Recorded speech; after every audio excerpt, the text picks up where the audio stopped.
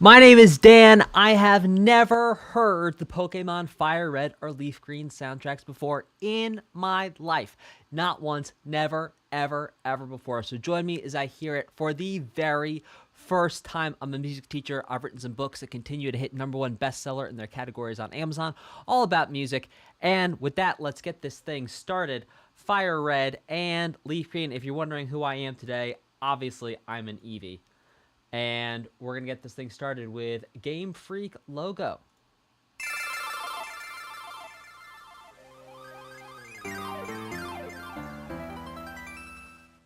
Okay, that was fun. We're going to keep it rocking to the next one.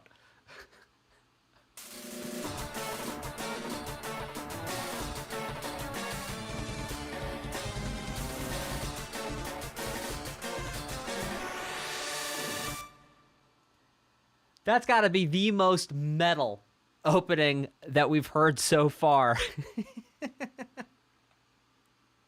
Absolutely metal.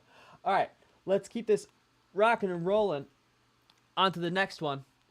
Title screen. Here we go. By the way, how are the levels, everyone? Let me know.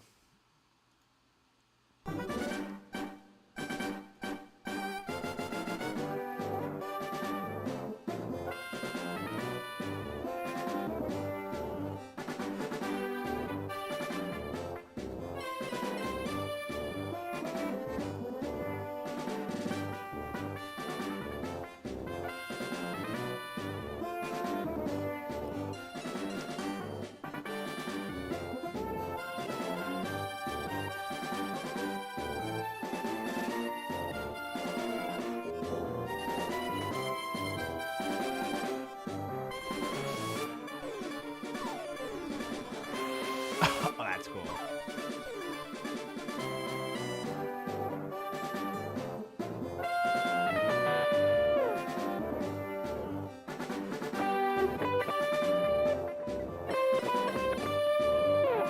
Can you hear the guitar okay?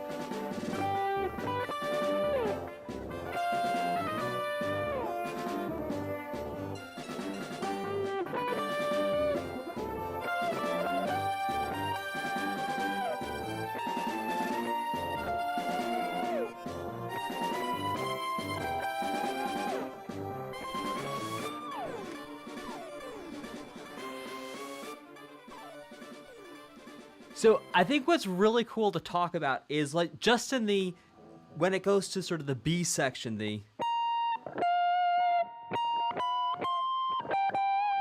right here, what happens after that has been different in every single generation. And the first generation was like a that happened. I don't even remember what happened in Gen 2 and Gen 3. I don't know if this is technically part of Gen 3. But so cool and fun to hear the different arrangements of what's going on in there. And you know what else is cool? Check out my tail. I don't know if you can see my tail. I've got a little Eevee tail. Yeah? All right, cool. All right, let's keep this going with tutorial.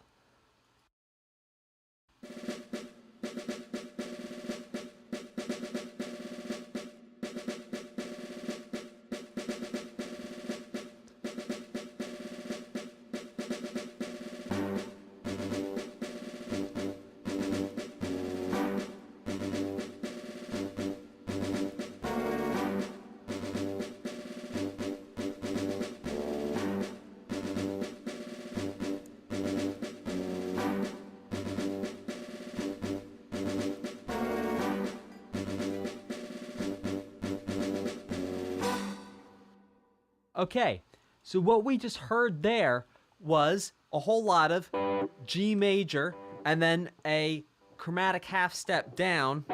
Well, Dan, a half step down naturally is chromatic. What do you mean? That's like saying it's a bright sunny day. If it's sunny, it's gonna be bright. Yeah, okay, fine. It's a live video. I might make a couple fumbles here and there. But here we go. So we have a G, half step down, F sharp, back to G. And what's cool about that is that's actually the same key as the, what I call, at least, and you might also call, the main theme, the... That starts off in the key of G major. So what we heard in the tutorial is we're still in the key of Good old G major. All right, let's keep this thing rocking and rolling to introductions.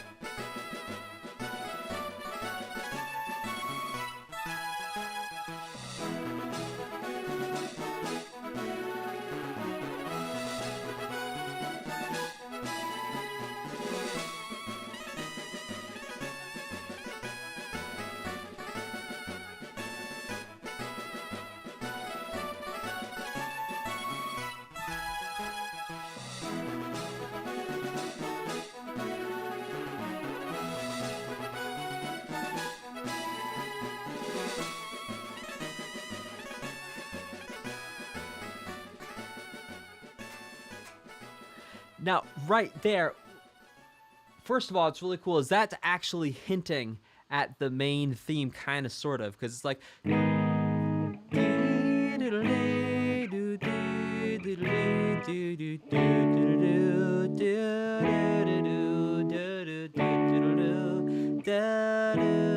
So what we hear there is the combining elements of like a nice little lullaby with some kind of cool rock sounding chords. So here's the sort of lullaby chord, just walking down A minor, oh G minor 7, oh F sharp minor 7 to ooh, an E major 7. Now here's where it goes a little rock, down to D the flat 7, then back to the 1, the D the flat 7, back to the 1. Let's keep this thing rocking and rolling.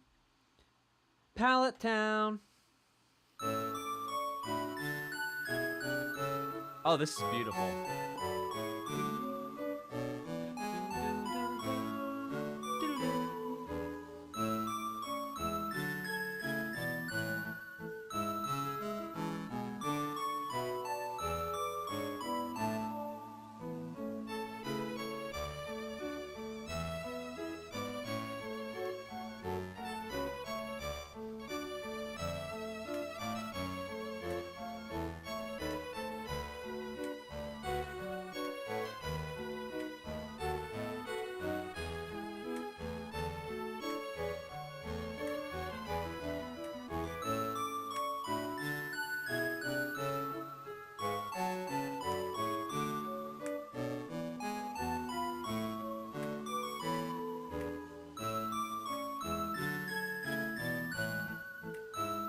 Wow.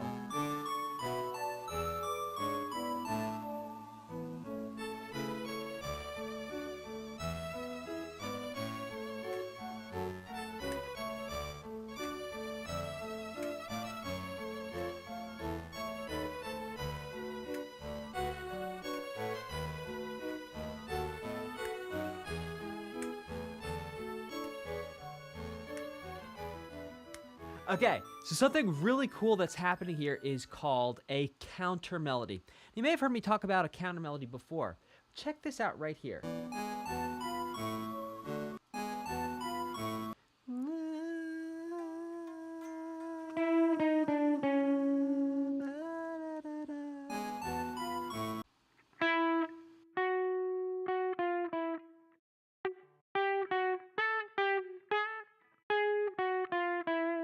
There you go.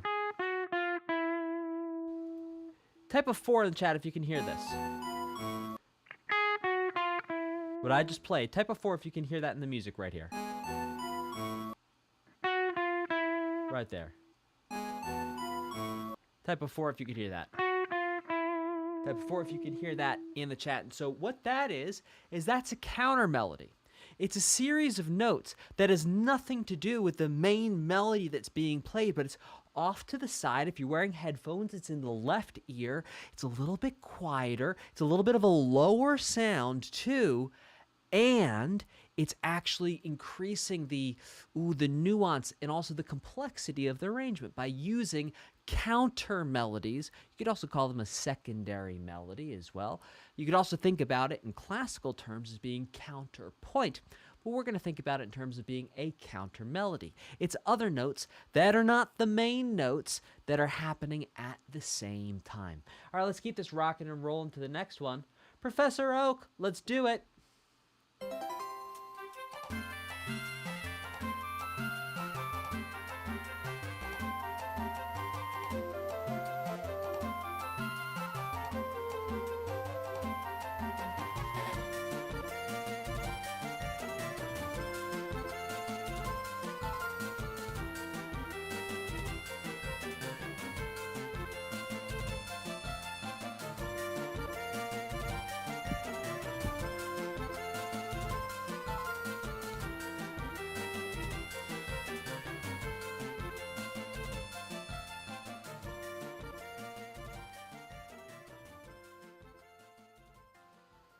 Now, I think what's interesting about this, if I'm not mistaken, Professor Oak in the original red, yellow, blue was actually in the key of E major. I could be totally wrong about that, but I might be right.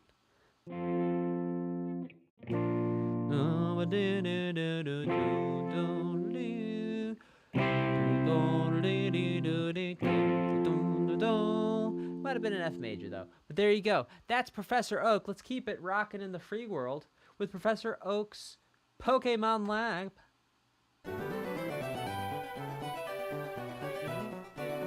Right. Oh, hear those counter melodies?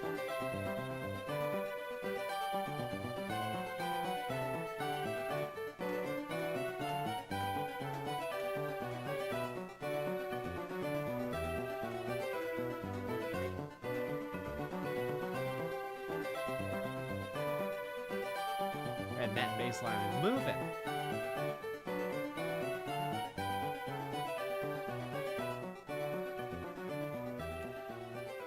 Now, if you want to hear a piece of music that this is actually referencing, you can check out Tchaikovsky's The Nutcracker. Which piece exactly in Tchaikovsky's The Nutcracker, I'm not sure.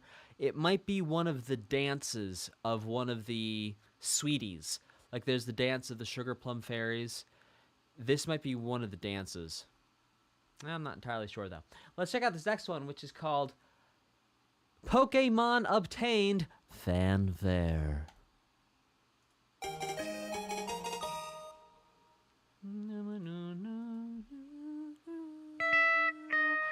Oh, that is cool.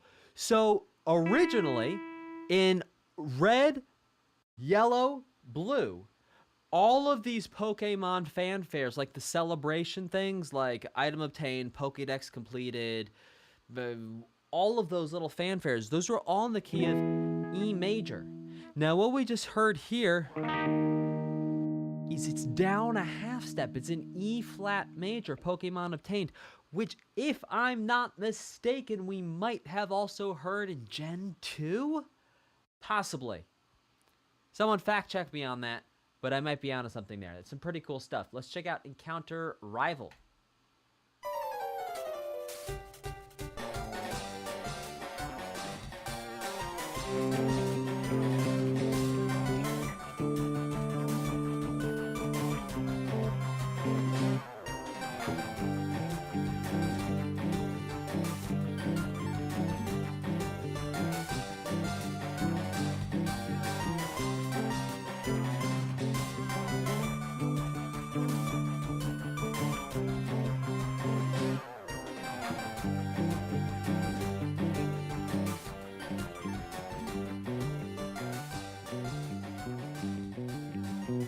Now that is in the same key as the original, and indeed right there, same chord progressions. Only in the original one, if I'm not mistaken, it was a little bit more like rock, whereas this one had a bit more, well, it was a rock and roll. This one was more rock. I'm saying, what's the difference between rock and roll and rock? Okay, rock is like Foo Fighters. Rock and roll is Chuck Berry. You dig? And if you don't know who either of those people are, go check them out. Two great, well, one artist and the other band. Great music in both. All right, let's keep this going with Battle Pokemon Trainer.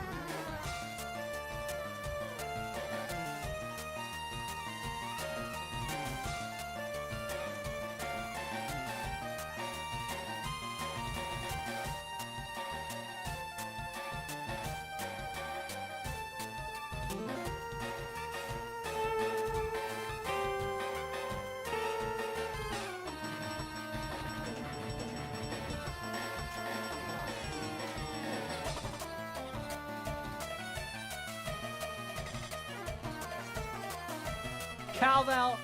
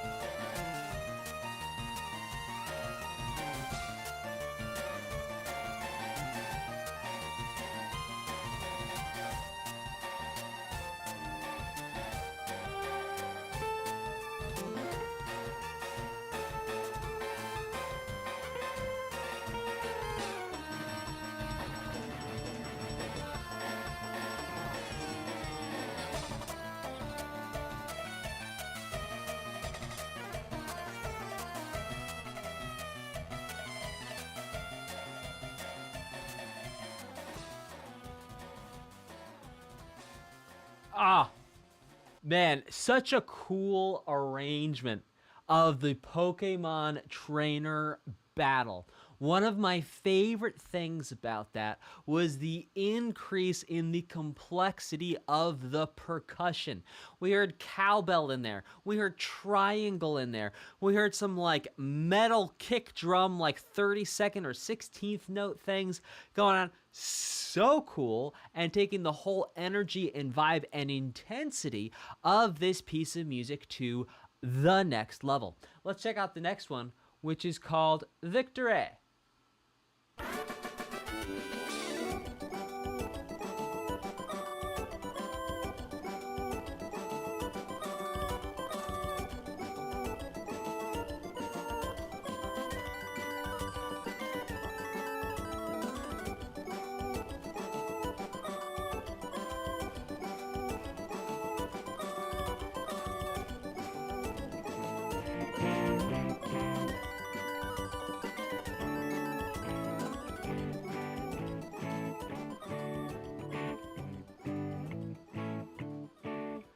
All right, let's run that back one time. I'm actually going to break these chords down first. It starts on a G major.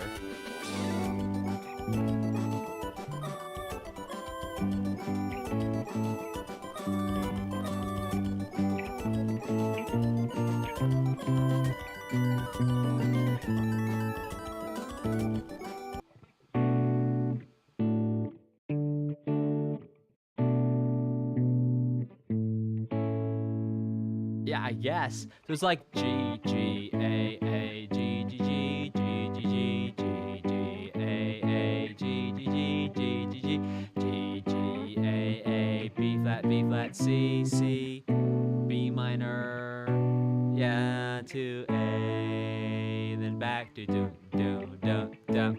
So cool. Love that. Let's keep this going with Route 1.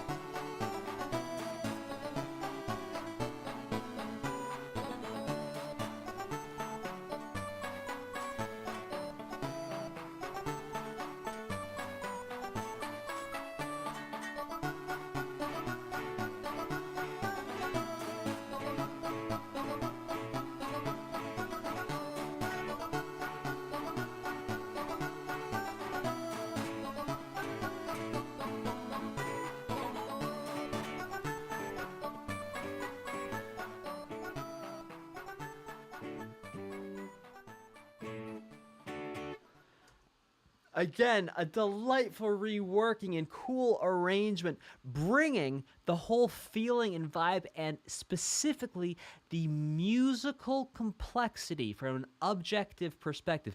What do you mean by objective musical complexity? You might be asking. Well, I'll tell you. Objective means that If you showed it to 100 people who make music, they'd say, yes, that is more complex. And there wouldn't be a single one of them who's like, no, that's not more complex. So they're taking all these arrangements, these ideas that were present in red, yellow, and blue, and actually making them a bit more complex, a bit more involved, adding more elements, more things going on, like we talked about in the last track. There was more percussion. Here, there's more little bits and pieces, little pieces here and there, and it's all about the nuance of those pieces coming together to create something larger than all the sum of its parts. Yes, let's keep this going. Item obtained. I wonder what key this is going to be in. Any bets?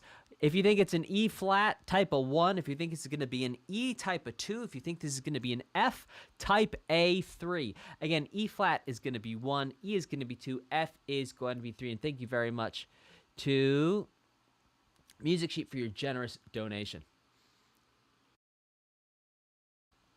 And J2O Juiced, if you could make sure we handle those for today. If you could pop those into the end of this, I'll make sure I refresh my page. Okay. H major.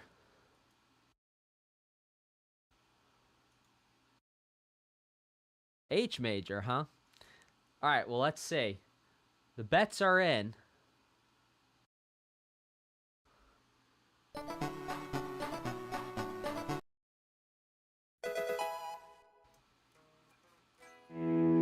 E major, like the OG, like the original. Well, it's not green, but red or blue or, yes, yellow. E major.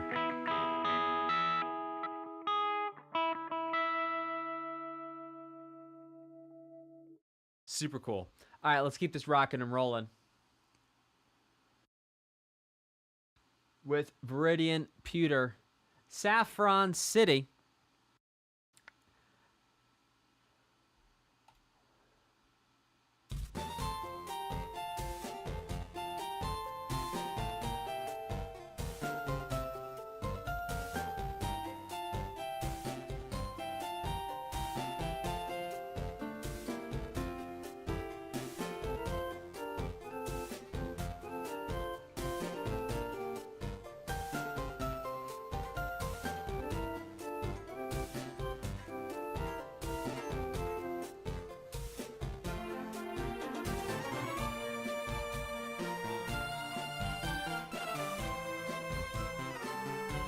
Oh.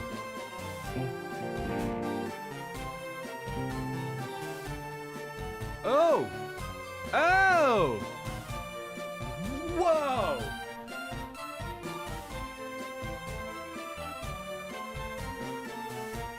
Huh.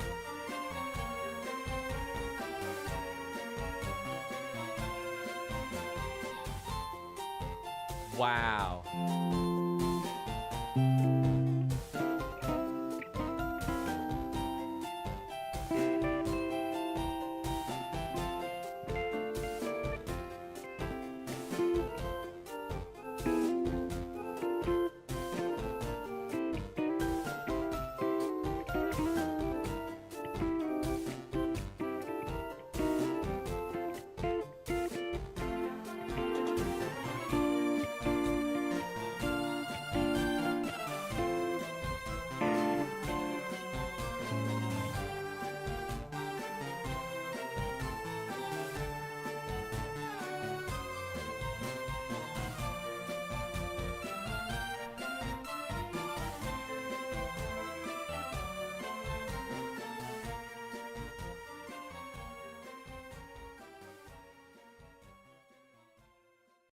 J2O Juice, whatever ends with the highest energy, please. Thank you so much. You are a gem.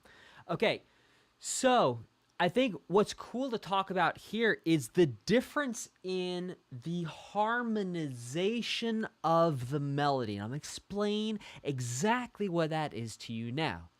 So whenever you have a melody, you can put chords behind it. Now let's first understand those two things. So if we have a melody that goes...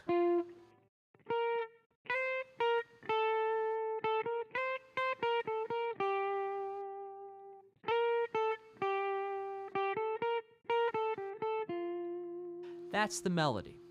Now behind it, we can put chords. So I'm going to sing the melody and I'll play the chords of the guitar.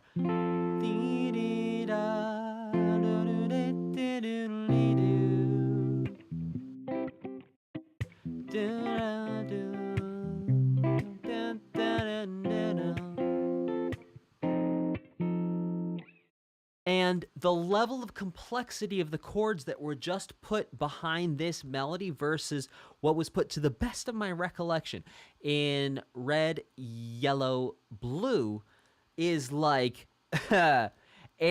these are like someone went to music school and went all the way through college, and versus the complexity of the harmony in the first one, which is kind of like someone went to music school and did their first 2 years of college. It's like the difference in complex, and don't quote me. I'm like, oh, well, technically in the third semester, whatever. My point is that there's a giant gap and the level of complexity of harmony that's being employed there. Really, really cool. And by the way, please feel free to ask me questions as we go through this. For example, Music Sheep asks, how many Pokemon onesies does Dan have? And I'm going to tell you, I have as many as it takes to get the job done. I have a very particular set of skills. Okay, let's keep this going. Teachy TV. Do it. Oh!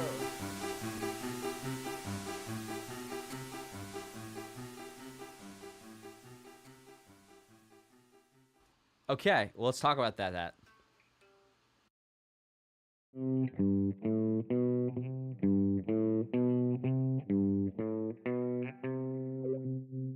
I have a very particular set of onesies. Yeah. Okay, and what we have right there is 1, 5, 6, 7, 1. Which you may have heard in like old, like, it's kind of like a meme of old country music. Well, back a long time ago, my name was Johnny Cash, and I used to be called the Man in Black, and I used to tell stories like this over guitars that sounded something like this, and it went a little something like this.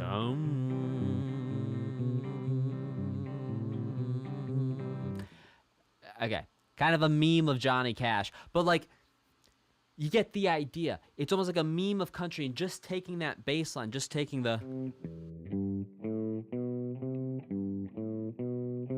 all by itself, and there you go. All right, let's keep it going with Viridian Forest. Do it. Oh, yes.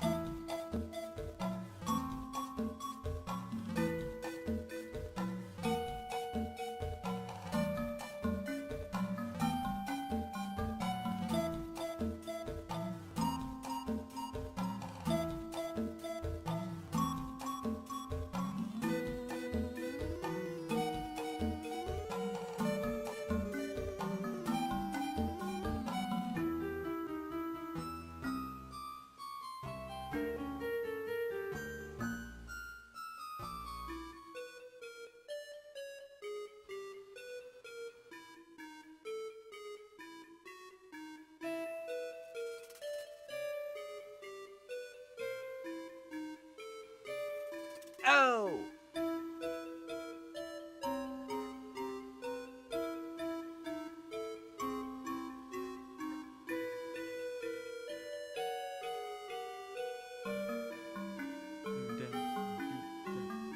Ah.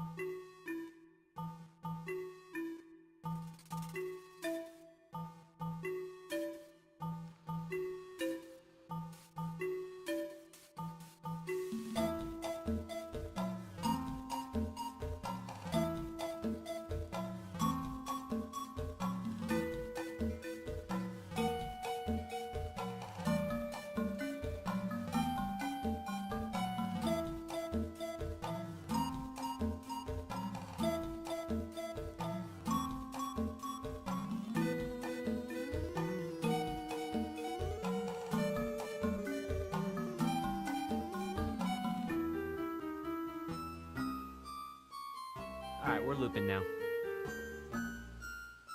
So I think something interesting to talk about here in Viridian Forest. All right, real quick, type a 2 in the chat if this version of Viridian Forest is a little less intimidating to you than the OG back from red, yellow, and blue. Type a 2 in the chat if you find that this version of Viridian Forest is a little less intimidating or a little less scary to you than what you heard in red, yellow, and blue. Again, type a 2 in the chat. All right, Red Rocks. Yes. Red Rock 733. Hoshi as well. Mikael Mansbridge. Uno Kata. J2O Juiced. Music Sheep disagrees. It's more intimidating. Cosmigmatic has misunderstood the assignment and types a 1. The Schmish says 2. Okay. So, I think what's interesting to talk about here is, for me, the difference here is that the difference in the articulations between the sort of staccato, separate, thump, thump, thump, ding, thump, thump, thump, ding, thump, versus dum, dum, dum, dum, where there's these moments where there's the legato, that contrast between legato and staccato. Legato means linked or connected. Staccato means like separate, or yeah, it means separated. And the difference between those two in the original was so stark a contrast that actually the difference, the contrast between the short notes and the long notes is part of the beauty of what made the emotion of the piece translate in the first place. And what we can hear in this is that some of the instrument choices and sound choices that were used are actually a little bit longer. So the short notes aren't quite as short as they were in red, yellow, blue. And because of that, the difference between the short and the long, or the contrast between the short and the long, is not as great. And so it actually takes away some of the creepiness and some of the intimidation factor that we could hear back in the OG. Let's keep this rocking and rolling with Battle Wild Pokemon mod.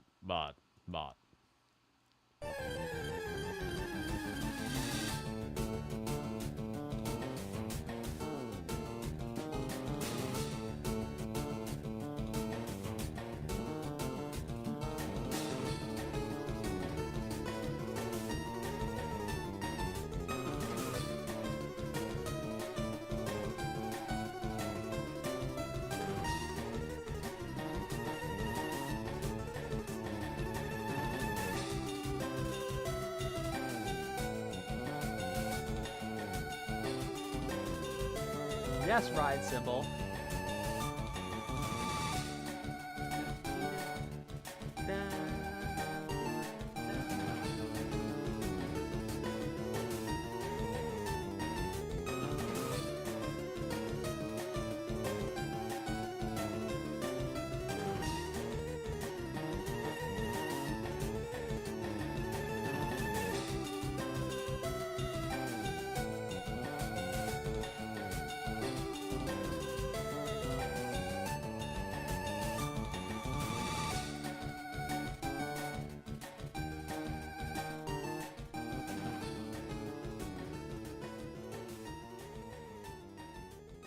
So we have a question in the chat, and the question in the chat is, why is it that when we're talking about music, do we say cato a lot? Like we say marcato, staccato, legato.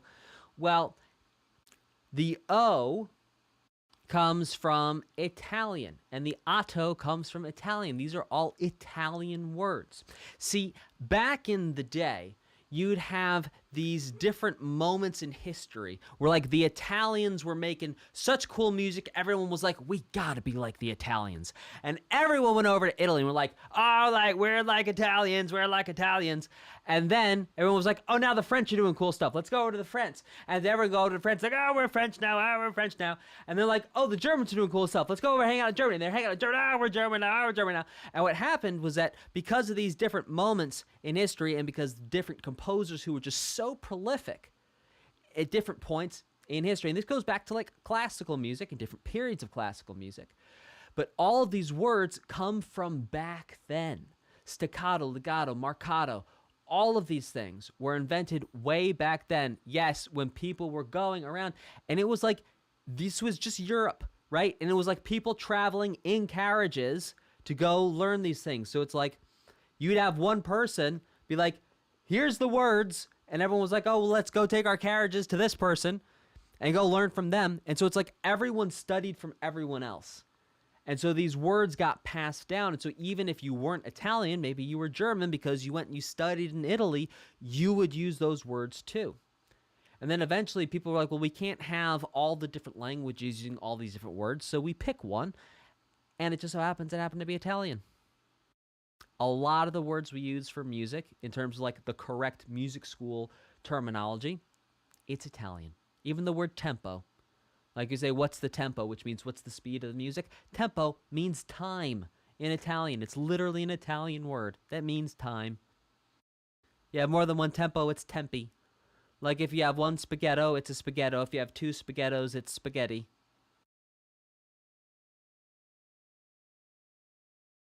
Like French words in cooking. Exact, hacked, yo, weather. Exactement. Or as they say in the South, exactement.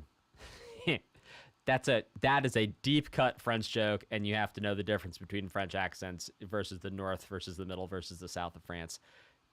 I don't expect you to get that one. We're just going to keep going.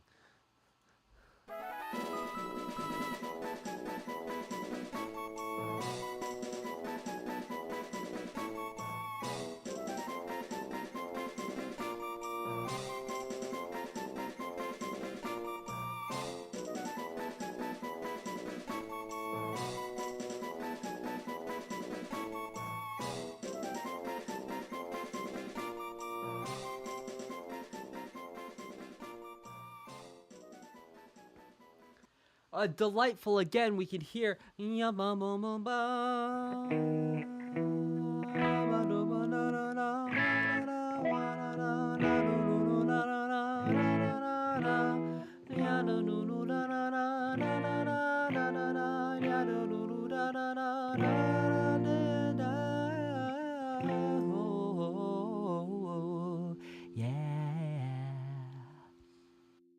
know.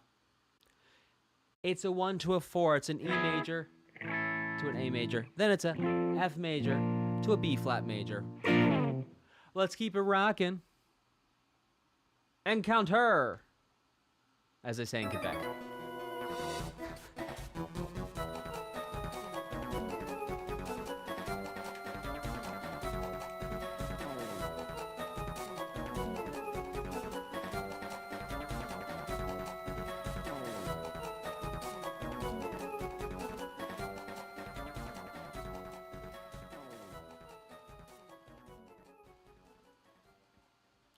Well, the YouTube stream might have actually just crashed, which is interesting.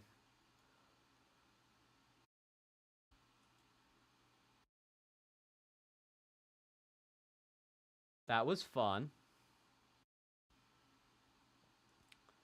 We don't get that happening every day, do we?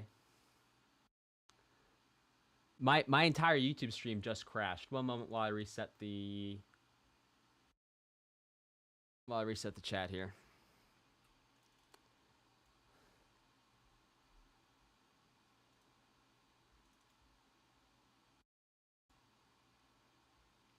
Oh no, it crashed on my end. The video went down. I had to actually restart it. One moment.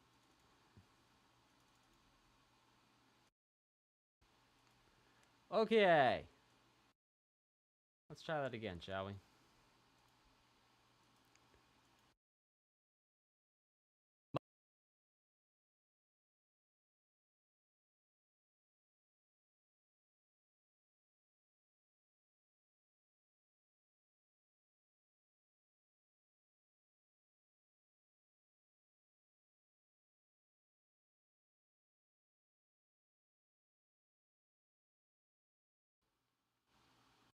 Yeah, I know, I'm on it. Okay.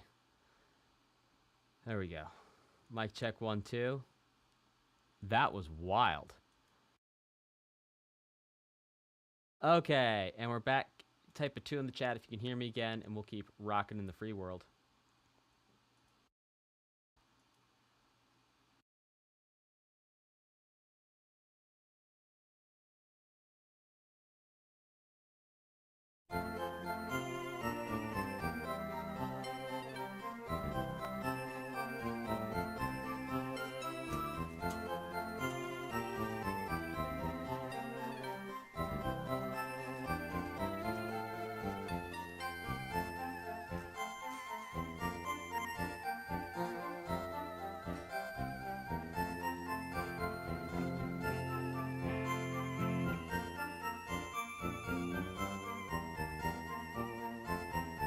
Interesting.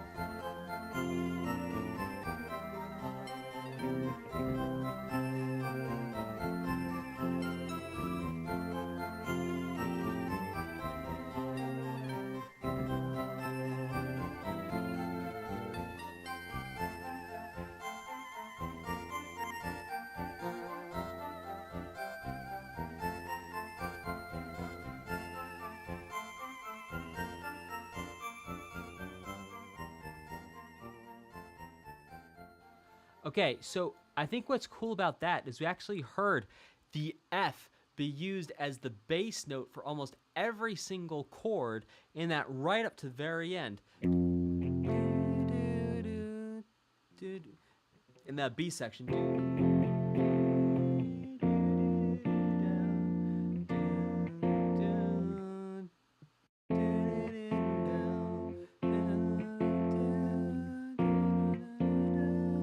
And then it changed. Something like that. And so, radically different harmony than what we heard in Gen 1. Again, a reharmonization of the melody. Let's keep this rocking with Jigglypuff's song.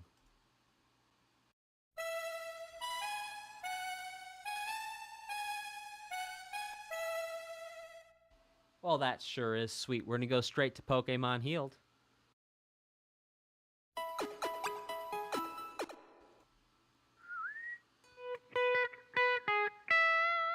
And right there, we hear again E major. Interestingly, the same key as we heard it in Gen 1. So we're hearing sometimes there's a direct connection to Gen 1, and sometimes it's totally doing something different. Really cool. Let's keep this going with Hurry Along.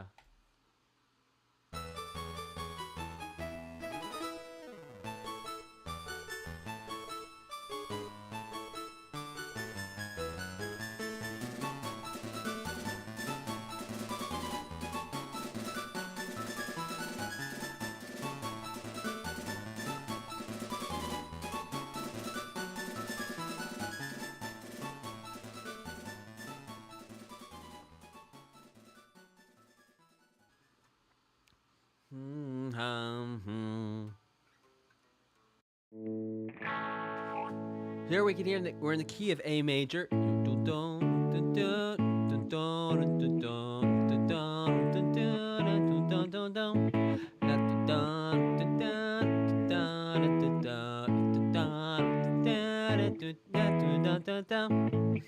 Now, I also saw an interesting question in the chat, which is what's the difference between tremolo and vibrato or vibrato, depending on how you want to say it.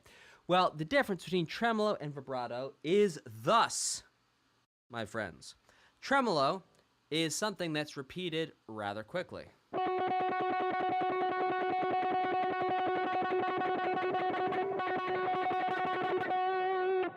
That's tremolo. Now, vibrato is anything that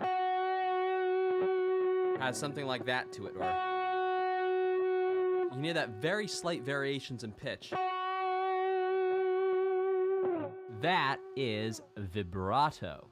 So tremolo, think fast. Vibrato, think, well, that. Now there's also an effect called tremolo, which sounds something like this.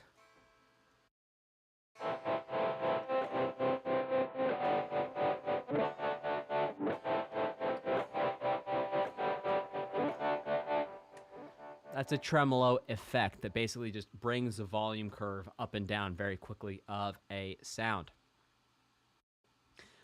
Okay, let's keep this going. Jim.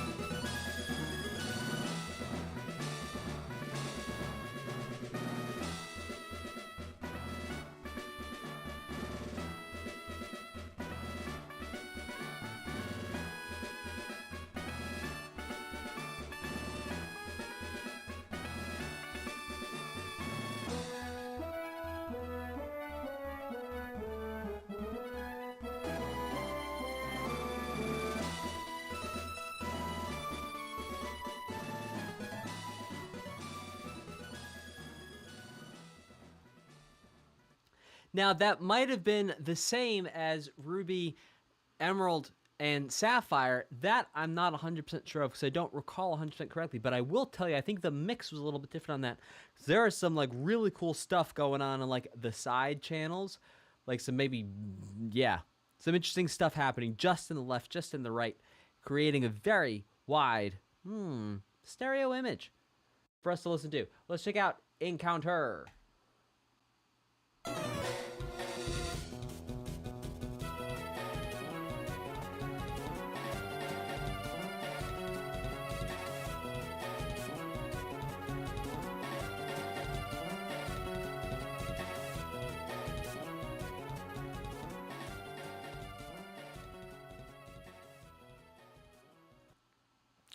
Well, that was cool. Let's hear what's going on with the battle. That's what I'm interested in. I don't know about you. Let's check it out.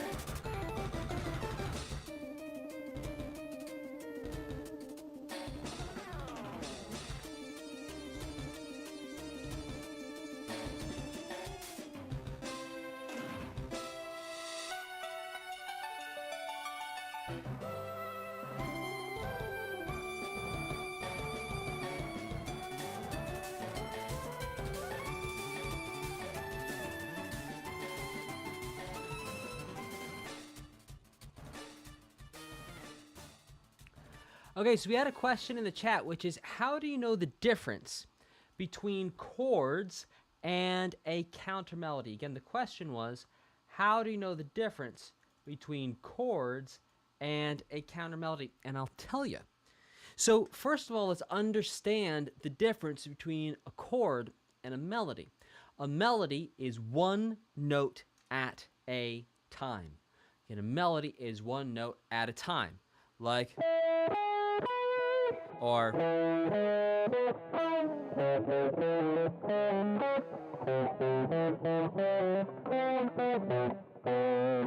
that's one note at a time. Now, if we play more than one note at the same time, all of a sudden we have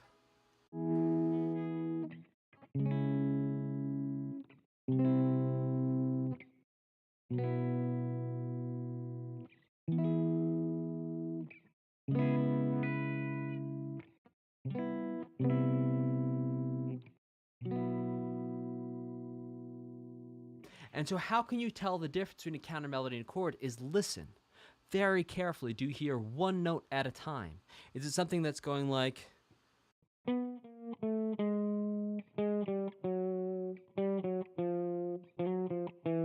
That's a counter melody, whereas the chords... It's more than one note at the same time, and that's how you can tell the difference between a counter melody and chords. Let's keep this rocking and rolling with Victory, J'aime leader.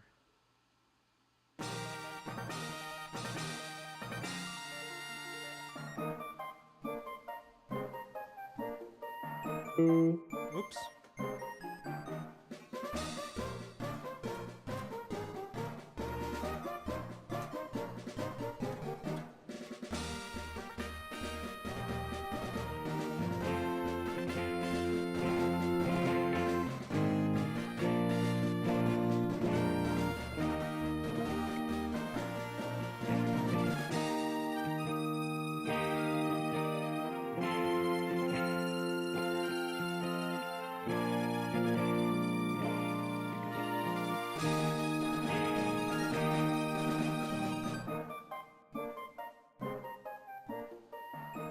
Now, this one also sounds as if the key is changed from E major to E flat major from the original down a half step, if I'm not mistaken. So cool.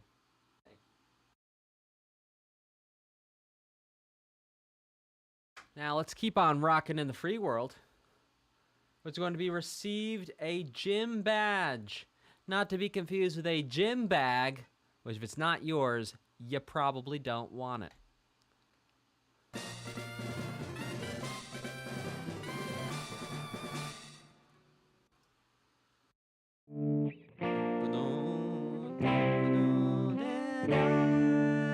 So we had there was a flat 6, flat 7 to 1 in the key of D major, and that might actually be the same key as the OG key.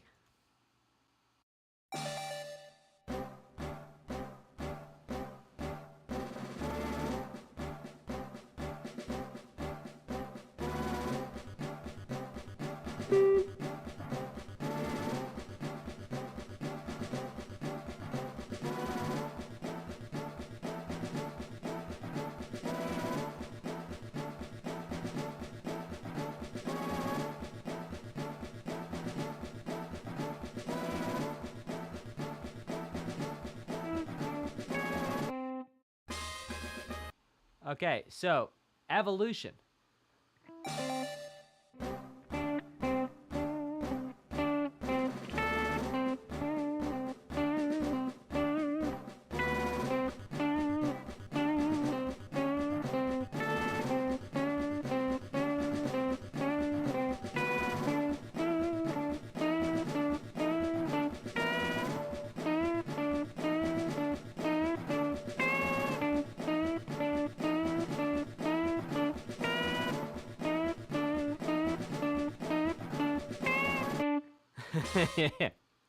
If we play it fun style.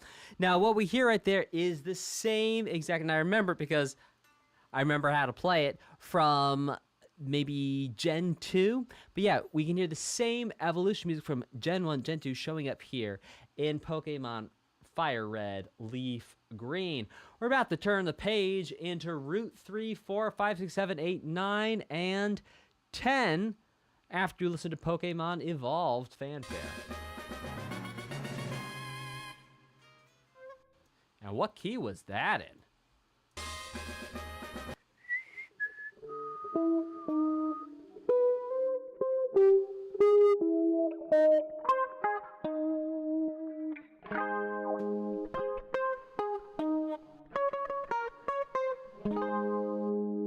Key of A flat major. I don't think we heard it in that key last time.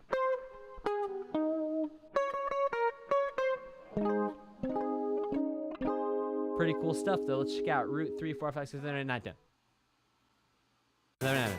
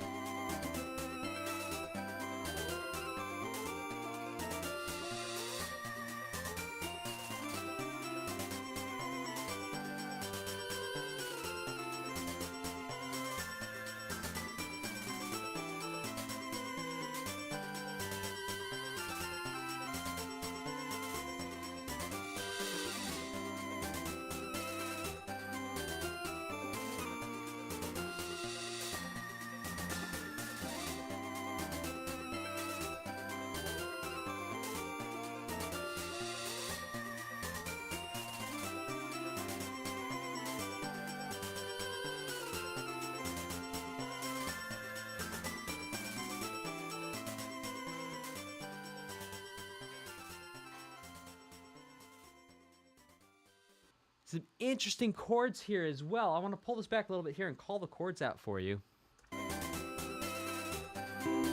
C is just 1.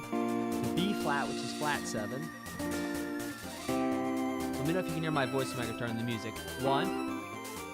To flat 7. B flat. 1. 5. 4. 6.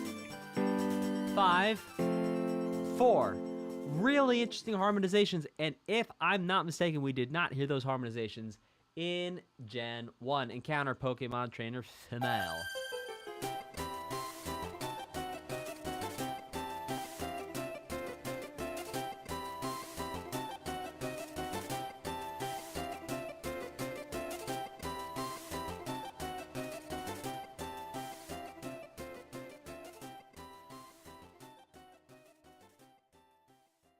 Ah, that's so cool. So something I want to talk about here.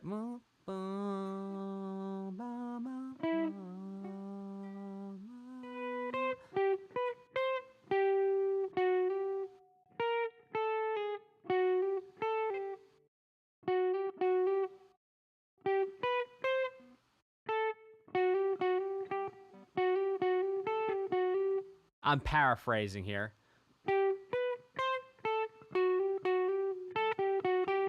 But these ideas of, and that sort of whimsical, playful sound that it creates, that's approaching things by a half step from low to high. So if we were to think about, if we think about this as like a C major, we could go.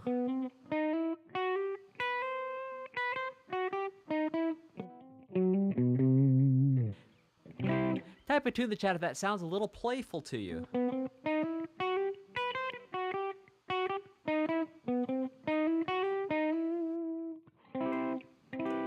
we're going to keep this rocking with Mount Moon.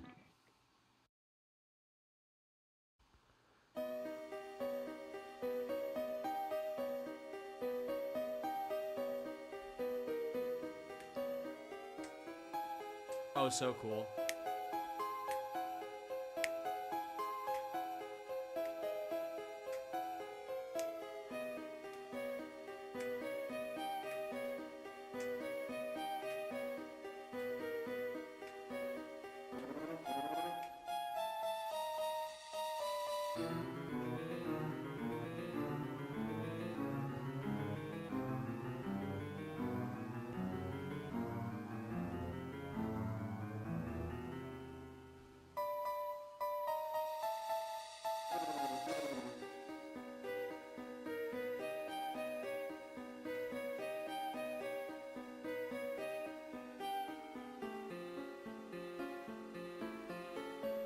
Oh, this is also Victory Road in FireRed Leaf Green.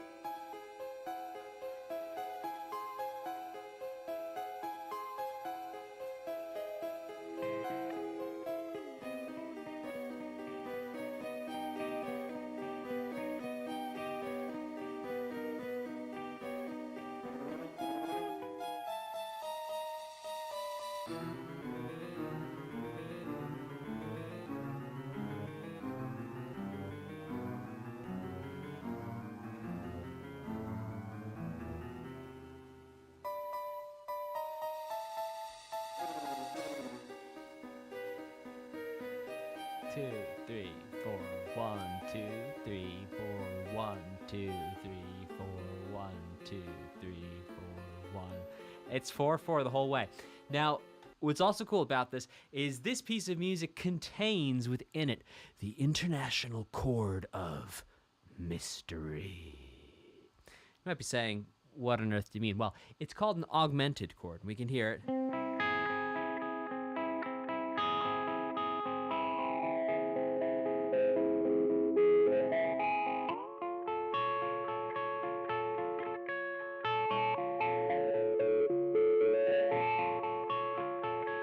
Type a 2 in the chat if you think that sounds like mystery. It sounds like mystery because you've been culturally conditioned to hear it as mystery, because every time there's been something with mystery or a dream or like, let me remember, you know, the person in the sitcom's like, well, what happened last week?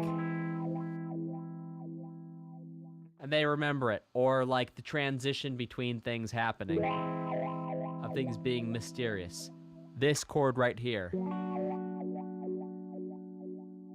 Cultural conditioning, baby. All day, every day. That's why you even think that chord is an international chord of mystery. But if I told you really its name is Bond, James Bond, and it prefers its exogenous ketones and electrolytes shaken, not stirred, you might say, well, hang on a second, how do you know that? It's because I've escaped from the box, man.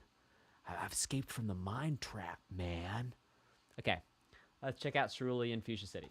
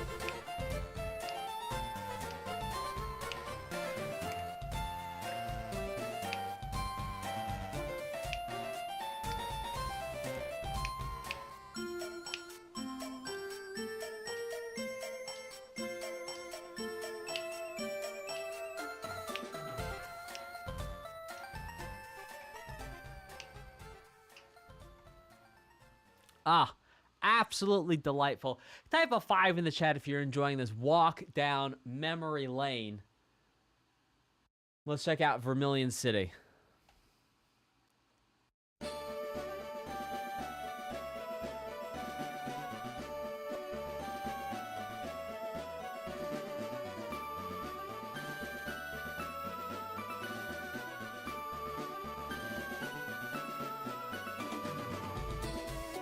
Oh, drums!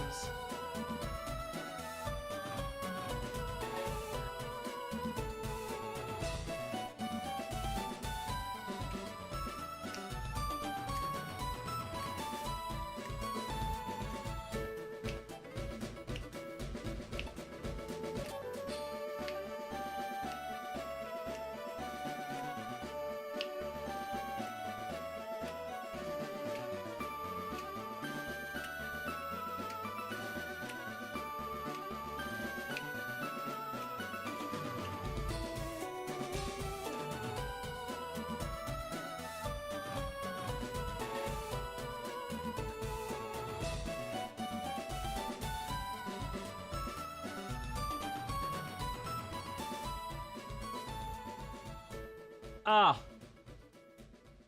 absolutely delightful. And I mean, again, the drums, the drum sounds, the drum panning. What do I mean by panning? What I mean by that is when you look, tukum, tukum, tukum, tukum, tukum. Those tom drums, you actually hear it go from right to left across your ears if you're wearing headphones. Let's keep this going with SS Anne.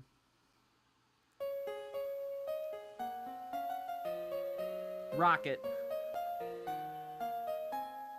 Not as in team, but as in rock and roll.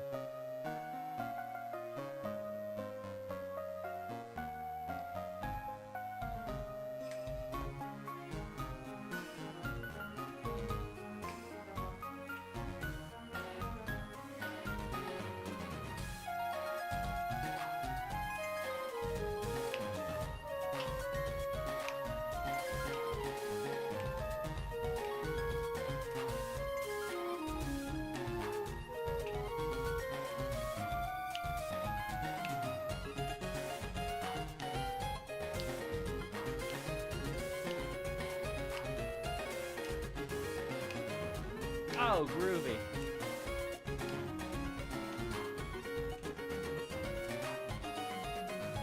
Oh my goodness.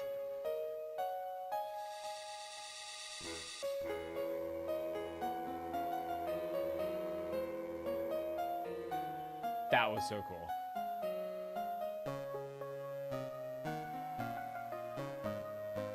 That was so cool.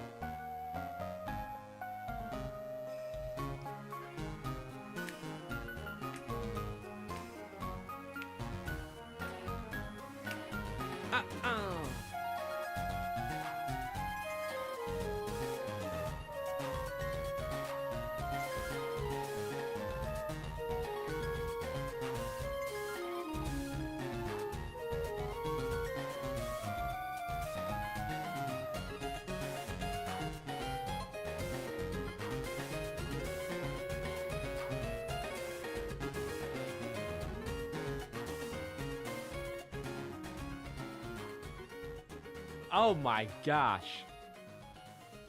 So, first of all, the sound of the ship horn going brrr, like this, you can literally hear it go from, if you weren't wearing headphones, go put on headphones, rewind just a couple seconds, listen to that with headphones on.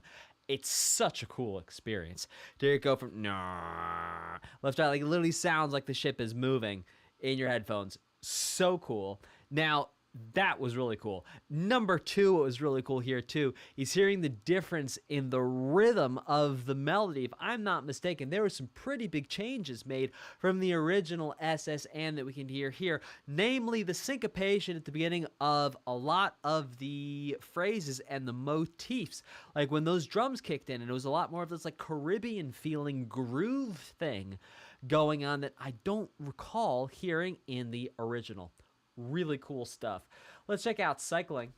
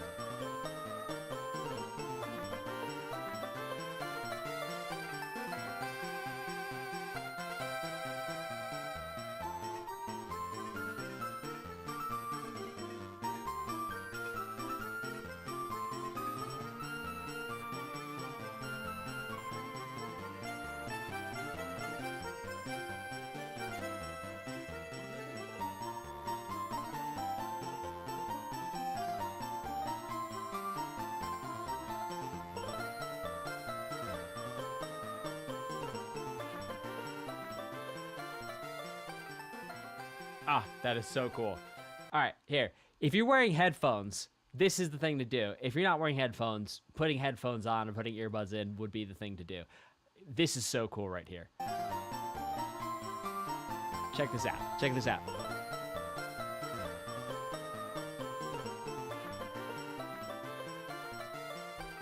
You have dopa-duga, dopa-duga, dopa-duga. Here on the right. Here, I'll play it for you one more time. Here we go. Here we go. Here we go. Here it is. Here it is. And here it is. Duga, dopa-duga, dopa-duga. All in the horns. One of my favorite parts, and obviously very technical musical term that I'm using there that I had to go to music school for to be able to even legally use in front of you today. Let's check out that's a joke, by the way. Okay, here we go, Lavender Town.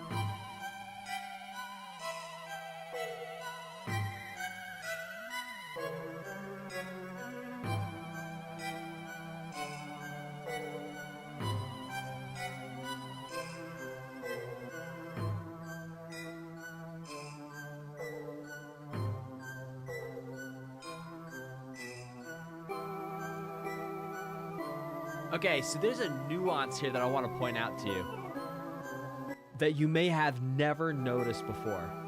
And it's the placement and the variation of the percussion. It is insane. Let me show you what I'm talking about here. Okay, so it starts off.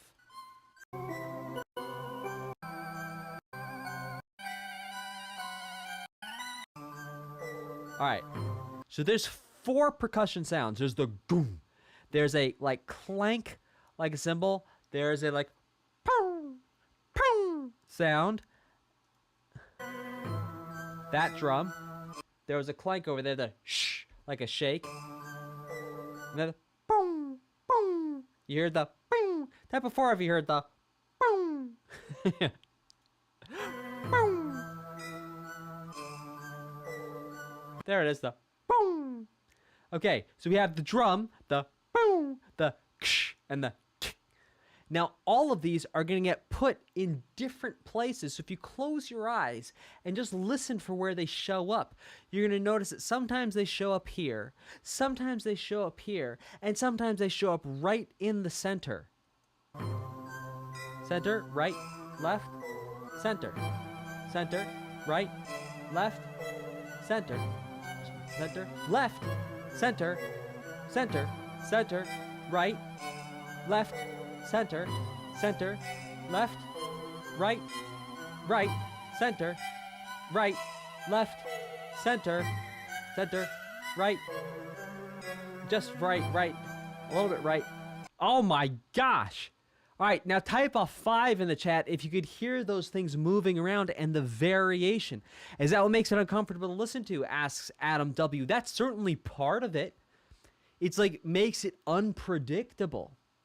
And the unpredictability, you don't know which area, which direction the sound's going to come from next. That is cool. All right, let's check out this next one called Pokémon Tower.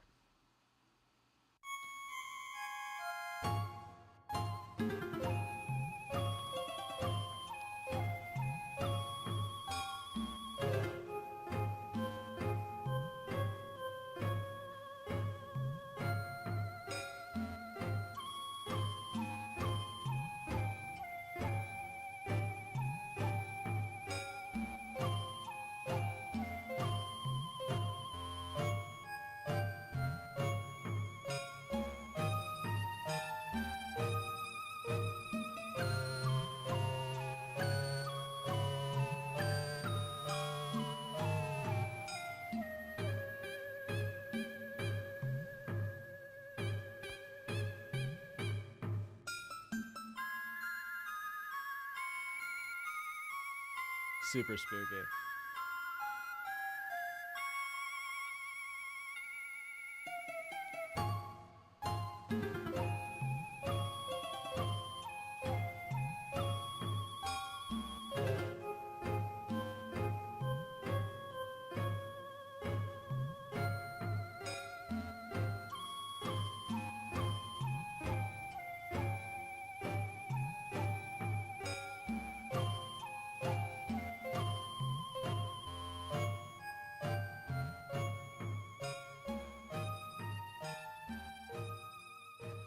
Oh, so cool. Oh, man, that is so cool. And again, now that I've pointed out to you which direction things are coming from, did you just notice in Pokemon Tower how everything was either on the left or the right or in the center or a little bit diagonal here, a little bit diagonal here, and everything was moving around? Type a 7 if you could hear everything was starting to move around. Let's keep it going with Celadon City.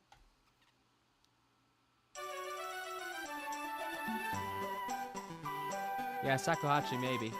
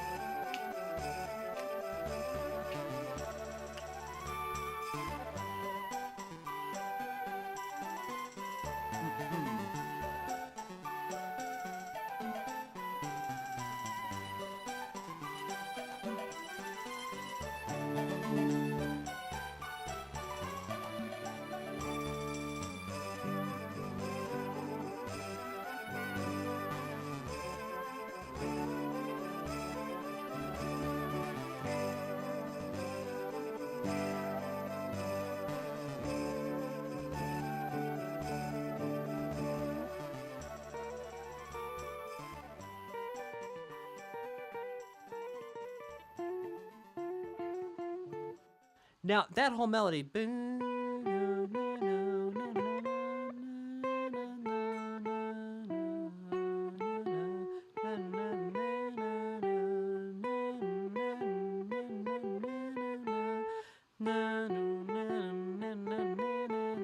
That's all around just one, which is a G, to a 5D, back to a 1 over and over again, round and round it goes. Let's check out Game Corner. Oh!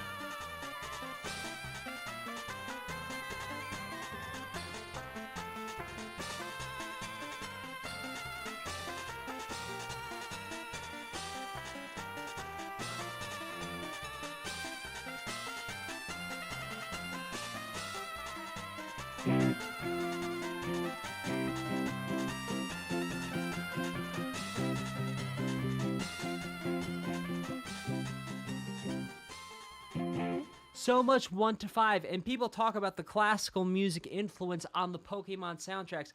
We can hear it right there, just the use of the 1 and 5 chords so much. It doesn't really matter what you do in terms of melody, and in fact, when you just have a 1 and a 5, a lot of times it just gets very easy to write those sort of quasi-classical sounding melodies, because that's what fits over a 1 to 5, and the 1 to 5 used to be the cool thing to do back in classical music times. I mean, it's still pretty cool now if you consider music like this, but the point still stands. Use a 1, use a 5, you're going to kind of be locking yourself into something in general that's going to sound something like it's going to approximate a classical thing, just because so much of classical music is built over 1 and 5.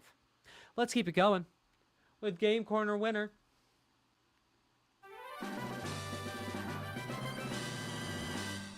And to Jackpot.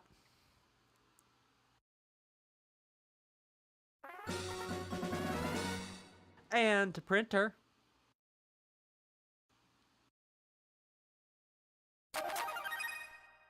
That was cool. That was different. All right, Team Rocket Hideout, let's do it.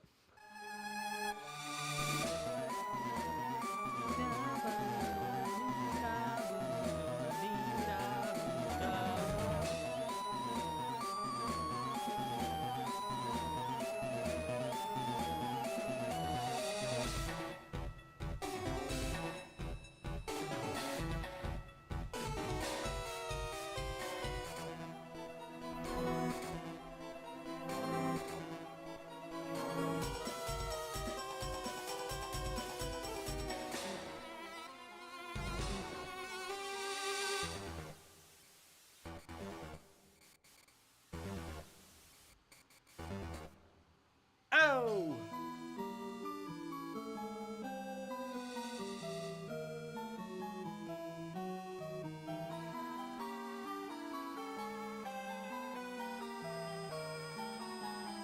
Alright, it is a bit quiet.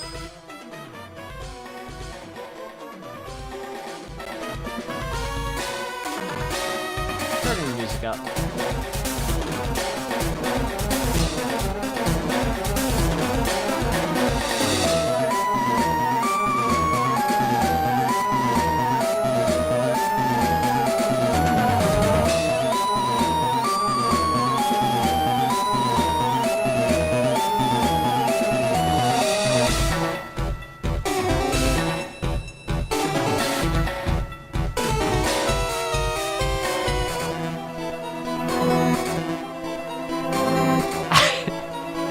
Sorry, guys.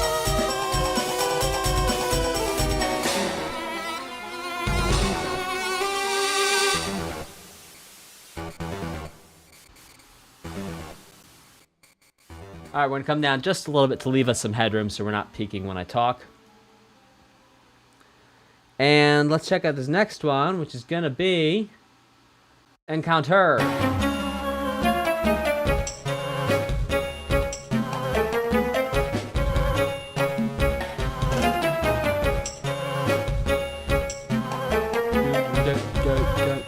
Go.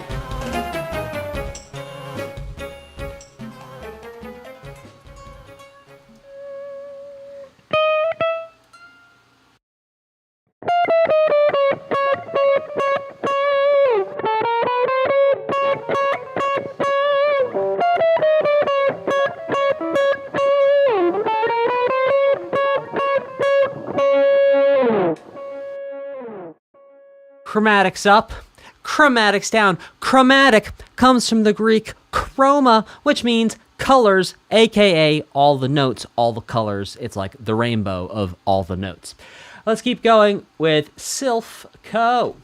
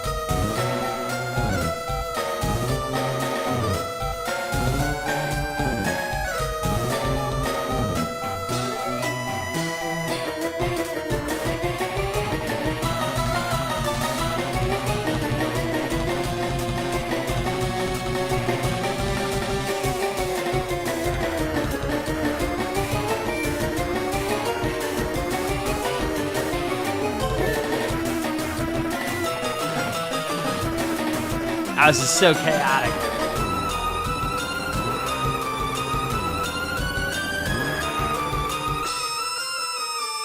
No thank you, no thank you, no thank you. Okay. Yeah, that high pitch is, it's a little high for me. Might just be me. I know, type a 2 in the chat if that high pitch also maybe is not for you.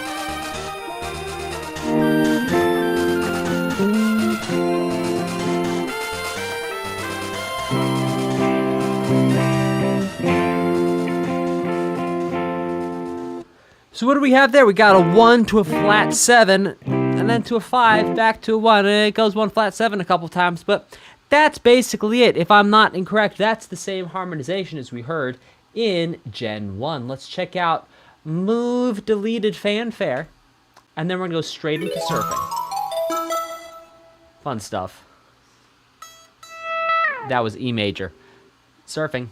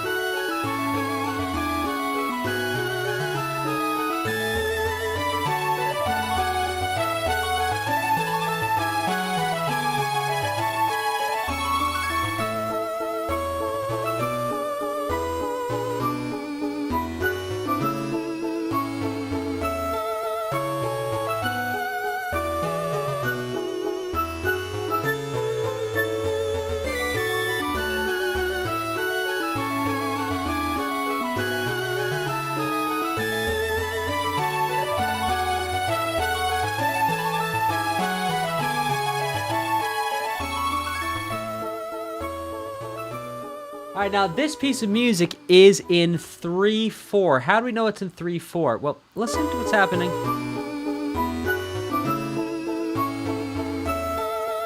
We have this low, high, high, low, high, high. Type a 2 in the chat. Actually, type a 3. Type a 3 in the chat if you can hear the... Here it comes. Low, high, high, low, high, high, low, high, high, low, high, high, low, high, high, low, high, high, low, high, high. Type a 3 if you can hear the low, high, high, low, high, high in this piece of music. Yes, Music Sheep can hear it. That's fantastic. Tom Katz can hear it as well. So what I want to show you guys is this is on page 28 of the Best Music Theory book for beginners. I'm going to hold it up here so to make sure you can see it. This is page 28 if you want to follow along in your copy. But here we can see page 28 over here. Yeah, over here we have 3/4 where we see the green, orange. Oops, a little too high. I'll bring it down. It's a little too high. Yeah, okay, there we go. So green, orange, red, and the green, orange, red, that's strongest, weak, weakest. And so the strongest gets the low, and then the weak and the weakest gets the high, high. And indeed, if we look at a very basic drum pattern for 3/4, we can see low, high, high in the drum part. You can literally see that the first note is lower down, closer to the floor, and then the next two notes are a little bit higher up, closer to the ceiling. Low, high, high. And that's how we can hear very clearly that it's in 3/4. And the cool thing about 3/4 is that this piece of music didn't even have drums in it. But we know as long as we look for something low happening on the first beat and high happening on the next two beats, a lot of the time we're going to be in 3/4. And that's the Best Music Theory book for beginners. We also looked just now at page 31. So that was pages 28 and 31 out of the Best Music Theory book for beginners. All right, let's keep it going with Battle Legendary Pokemon.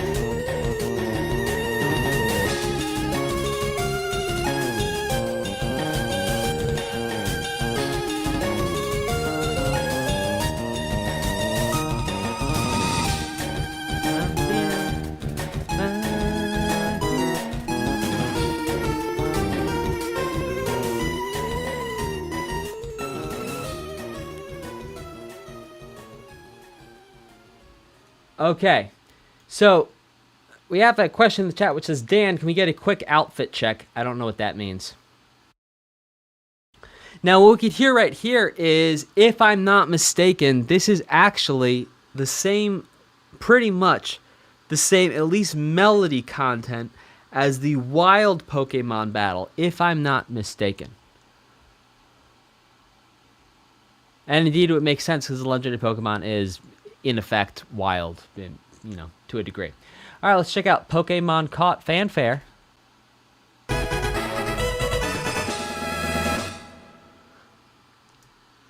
And we have another question, which is, what's the 4 in 3/4? Oh, you want to see the full Eevee hoodie?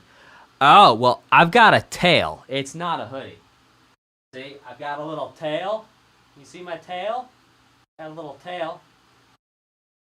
And I've got little leggies. This is no hoodie. We are all up in this thing. We are committed to this. And what do you mean, costume? I'm Eevee. I'm about to evolve into a Jolteon. Vaporeon, cool tail. Vaporeon, cool tail. Flareon, you know, cool flames. But, yeah, Jolteon. I'm thinking. Okay, so the question is time signatures. What's the 4? All right, so this is on page 20 of the Best Music Theory book for beginners. We can see, and let me make sure I can see myself to make sure I've got the page in full view here. Yeah, okay. So when the bottom number is a 4, we're going to think of the bottom number as a 4. I'm going to bring this a little bit closer to you. It's a little small. All right. Okay, so we have the bottom number is a 4. That means that if we think of the bottom number as a fraction, it's not a fraction, but if we think of it as a fraction, we're think of it as 1 over 4, so it's going to be a quarter. So the name of the fraction of 1 over 4 is quarter. So the name of the value that gets the beat count, or the note value, excuse me, that gets the beat count is going to be a quarter note. And then the beat count that lines up with the beat count, the actual count of 1, 2, 3 or 1, 2, 3, 4 is going to line up with the quarter note. That's how you figure it out when the bottom number is 4. There you go. So when we think of 3, 4, what we're saying is that there's 3 beats in the measure and that the quarter note gets the count, the 1, 2, 3. 4, 4 is there's 4 beats in the measure and the quarter note gets the count. And again, that's on page 20 of the Best Music Theory book for beginners. All right, let's keep it rocking with Cinnabar Island or Pokemon Caught. No, we just listened to that. All right, Cinnabar.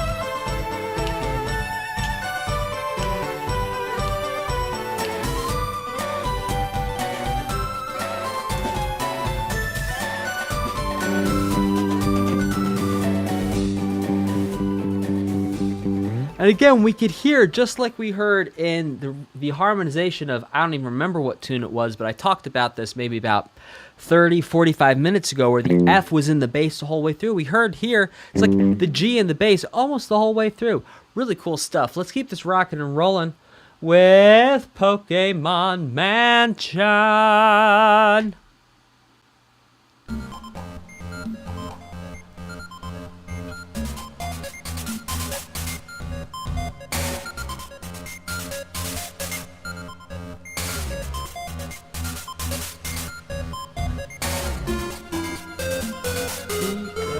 Oh, cool.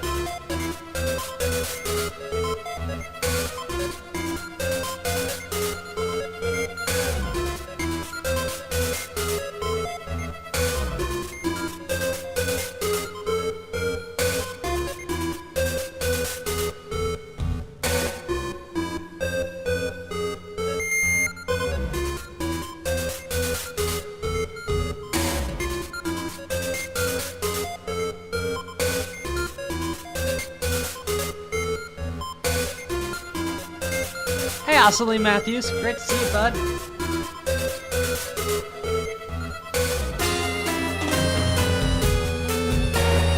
Oh, yes. Halftime drums, please.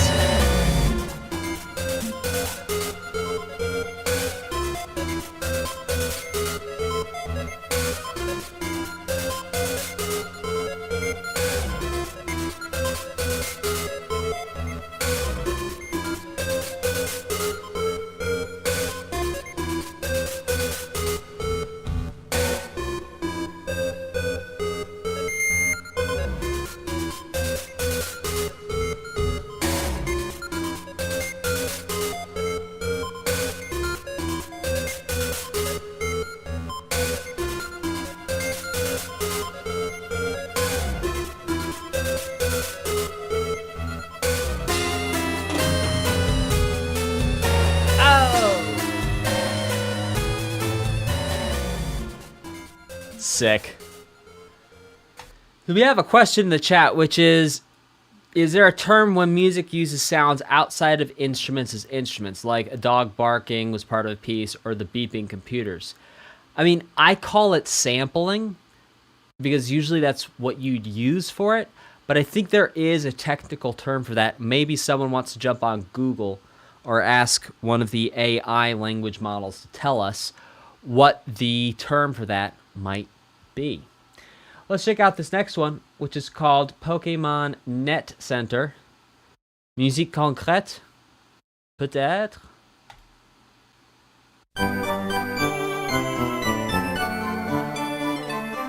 Yeah, sampling is much broader. Correct.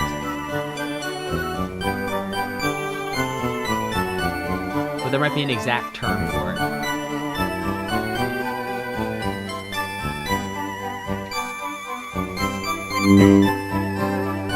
G again. Holding down the whole thing. Maybe changing now? Yes. Yes. Doing the same things it did in the Pokemon Center. Yep.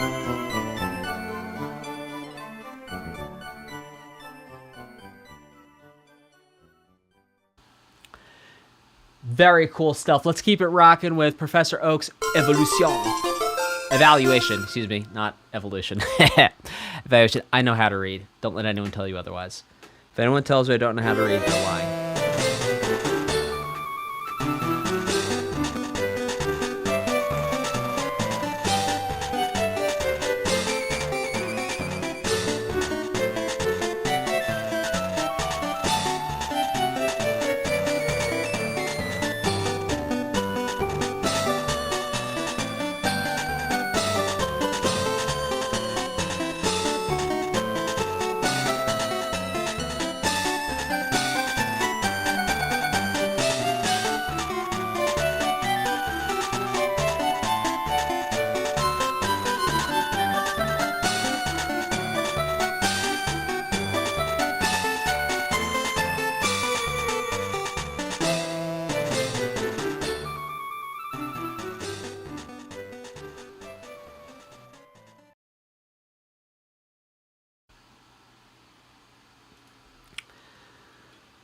Oh, man, that is so cool. That is so cool. Loving it. Let's check out Pokemon Jump. I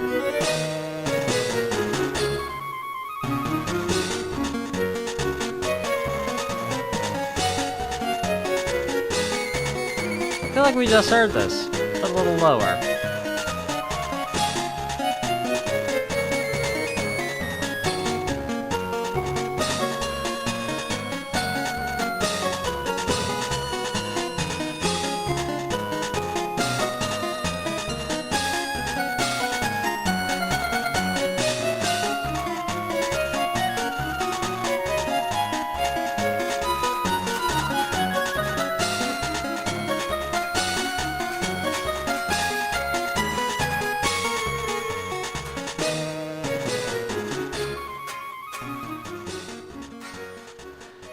Now, I think what's cool about this here is that if we go back to Union Room,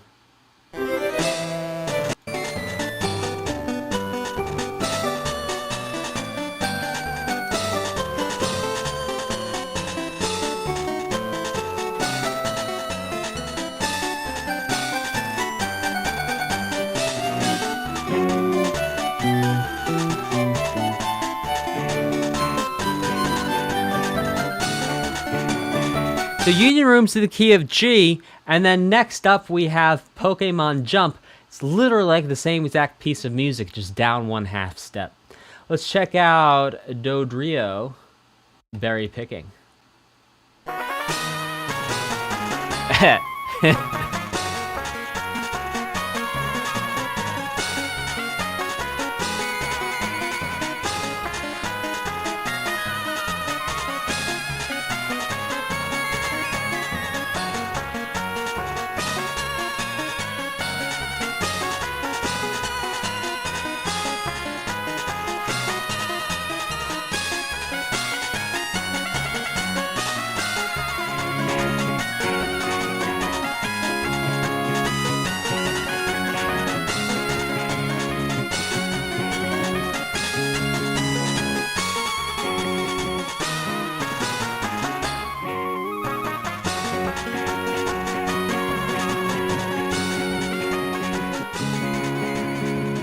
And that's 1 to 5 again in the key of G flat major. Let's keep it rocking to the next one.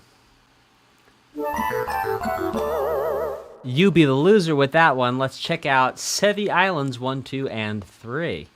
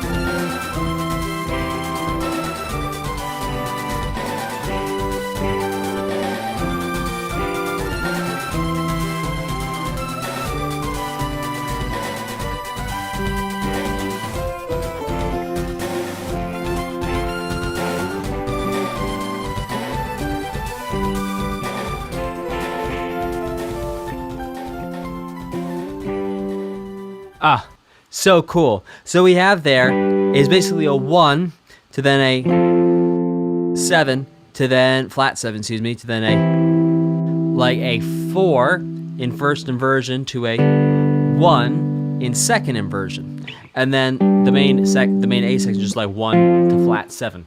Let's keep it rocking and rolling with Sevii Islands 4, 5.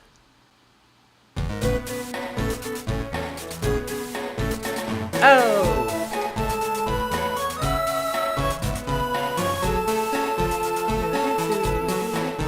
Ah.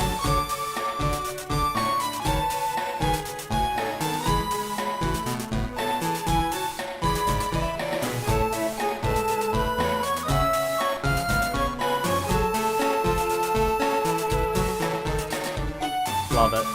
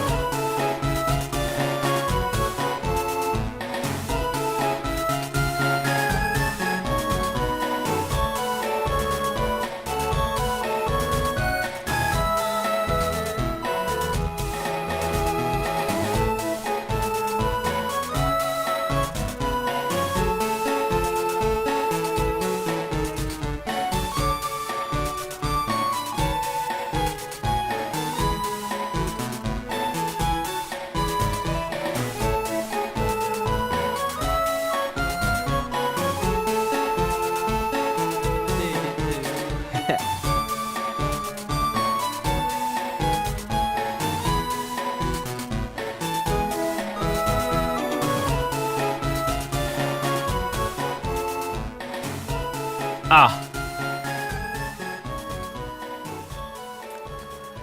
Absolutely delightful. Absolutely delightful. And we actually heard this already, I think, if I'm not mistaken, in Gen 1, possibly also Gen 2. Maybe I've got them confused. It's all a little bit of a blur at this point, but I know we've heard that one before. Let's check out Sevii Islands 6 and 7.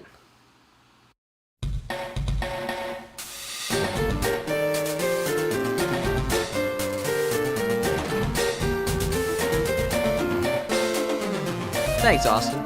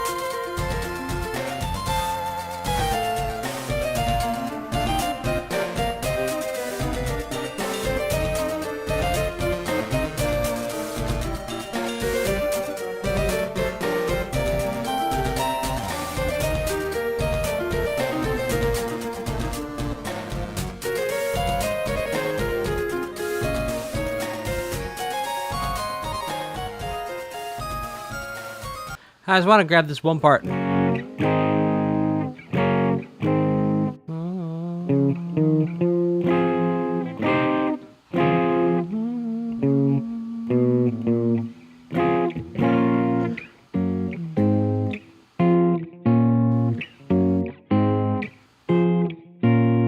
what's interesting about that, if I'm not mistaken,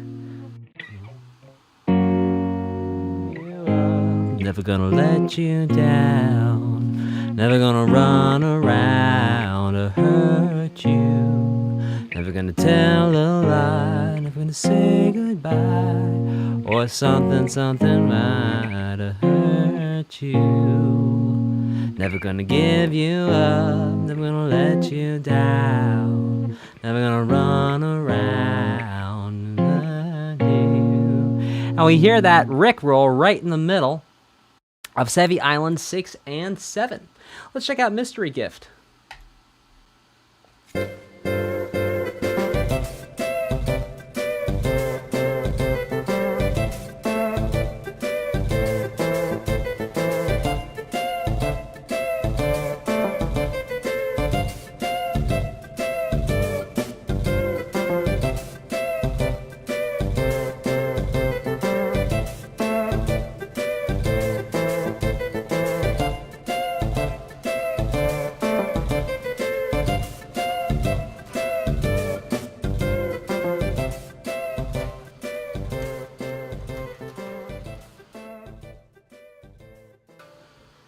Now, what's cool about Mystery Gift, it's actually following a 1, 6. I think I'm a little out of tune here. One moment, please.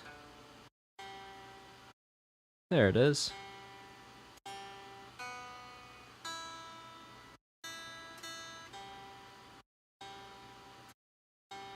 Great. So we have like a 1, 6, 2, 5 chord progressions happening. Doom, doom, doom, doom, doom. Very cool stuff. Mystery Gift, keeping things feel light and pleasant with that chord progression.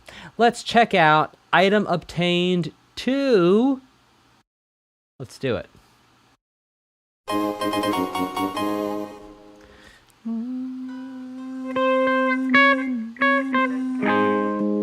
A flat major again. If I'm not mistaken, we didn't have A flat major back in Gen 1. Everything was E major in terms of the fanfares and celebrations. Let's check out Indigo Plateau.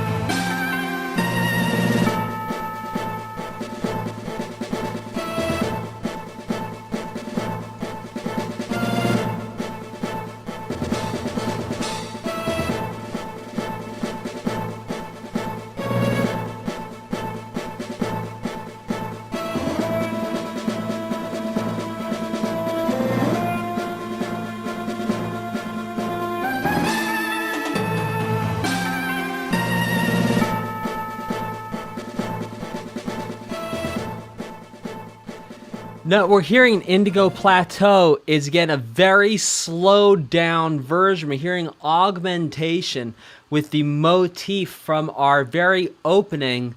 I did the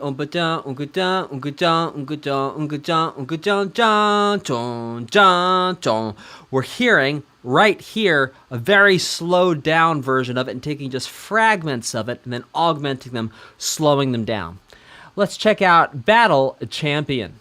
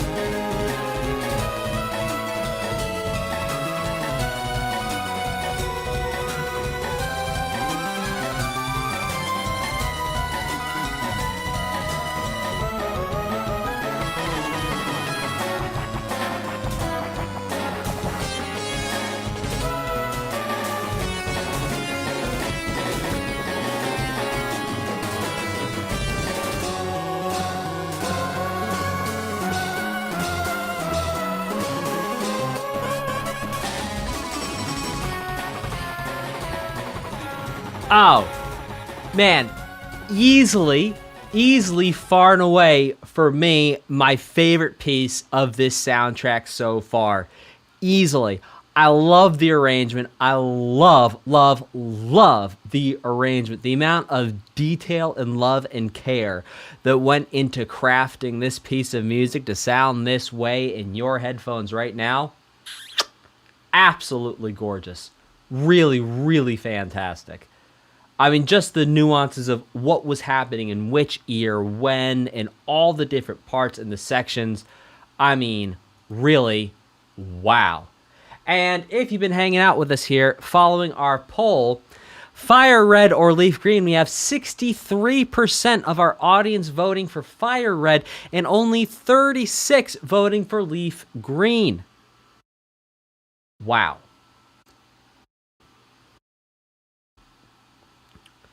People do love their Charizard, don't they? All right, let's check out Epilogue.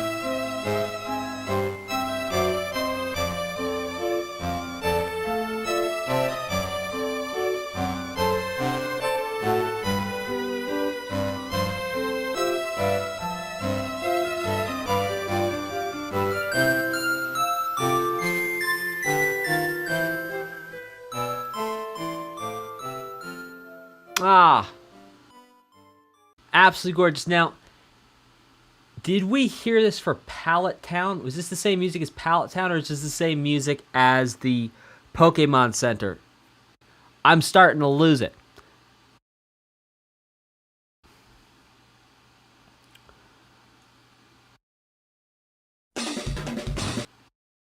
Chat, help me out. Pallet Town. Thank you. Whew.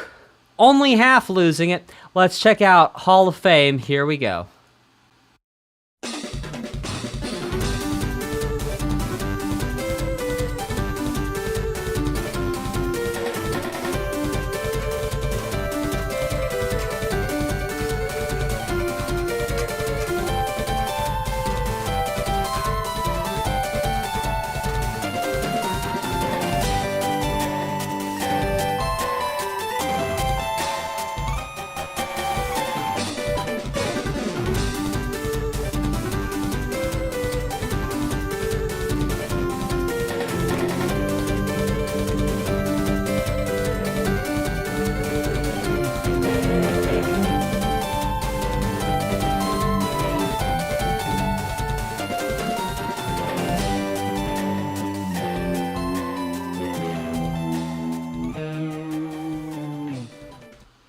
All right, so really cool there. We're going back and forth between a 1 and a flat 7. A G to an F. Now, what I think is really cool is where it does this little turnaround thing where it's going G to a G over F to a C in first inversion, and then like flat 6, flat 7, back to 1, which number 1 reminds us of the main theme, and number 2 actually reminds us of the anime intro music, because it's the same key and using similar chords as the anime music. Let's keep it rocking and rolling with the credits.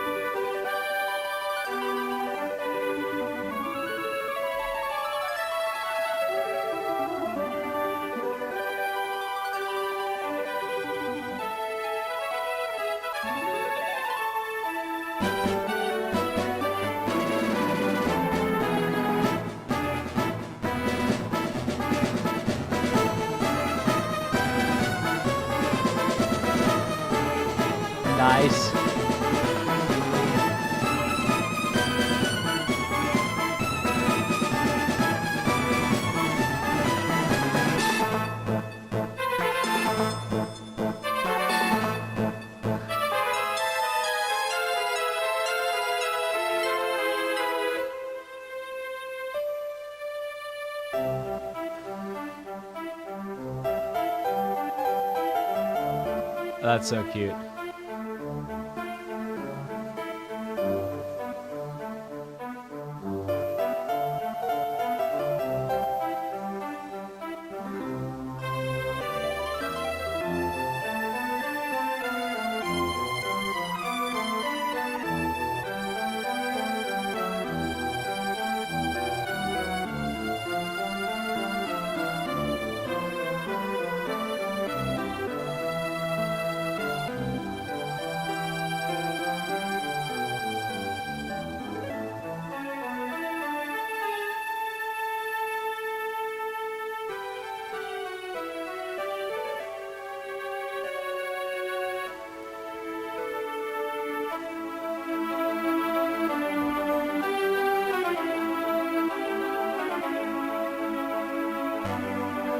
Motifs of the main theme.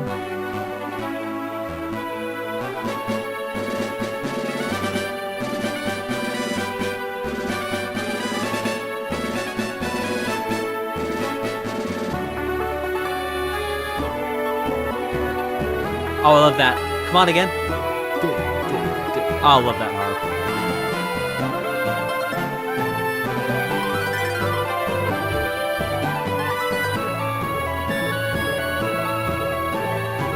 Oh, palette, right at the end there. Palette motif right at the end.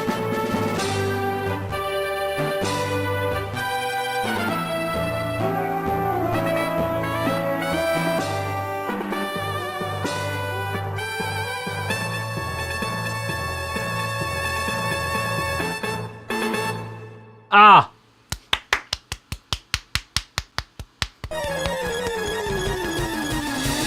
So good.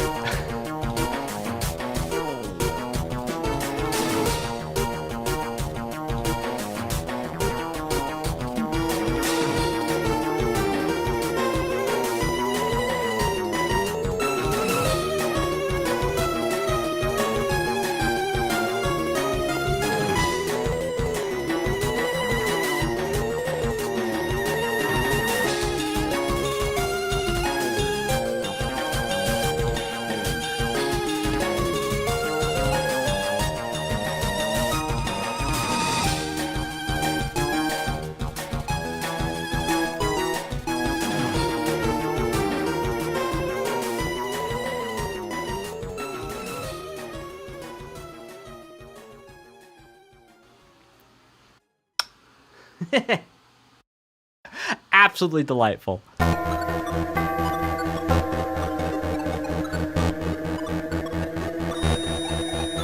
No, thank you.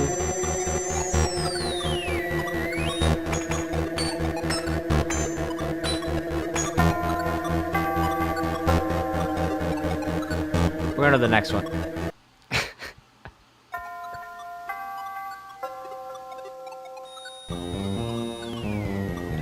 I'm going to turn the volume down on this.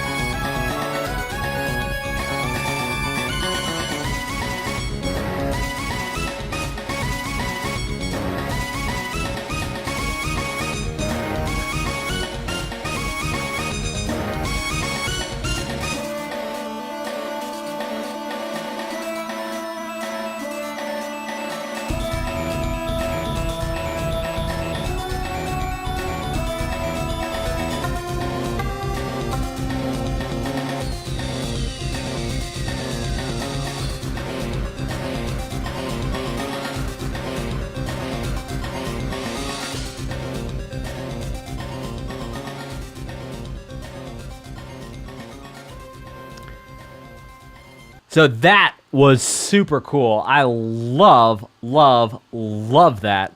That was awesome and amazing and incredible. I'll tell you what. Before we go on to the next one, I just want to give a shout out and thank you to J2O Juiced for being the playlist producer for today's stream.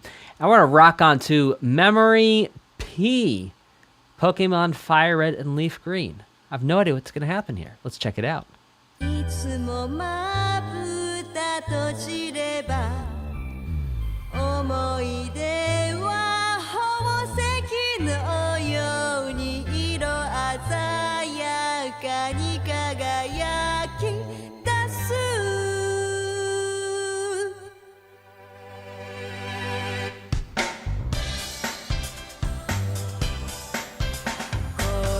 Who's the vocalist? I feel like we've heard them before. We've heard this vocalist before.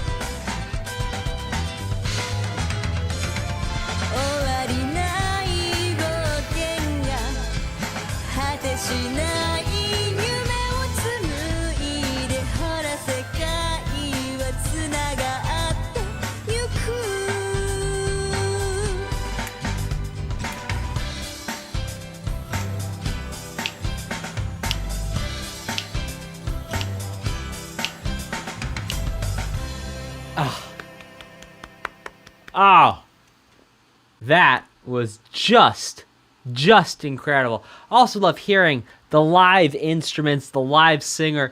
I've got nothing against MIDI. I love MIDI so much. I use MIDI myself, but sometimes you just get the live, this the small, teeny, and I know you can humanize MIDI, but like, there's just something about real humans playing real instruments, man. Absolutely delicious. Let's check out SLATEPORT City.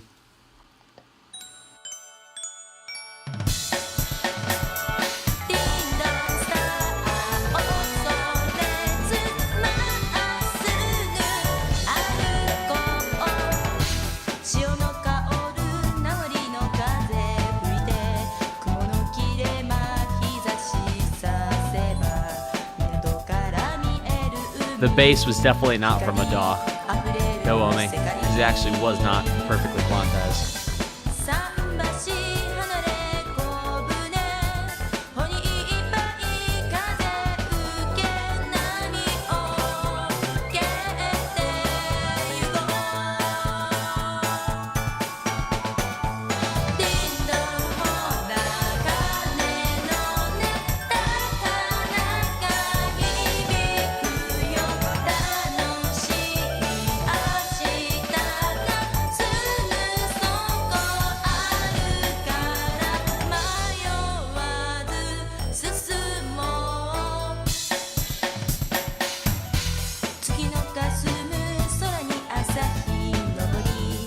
Okay.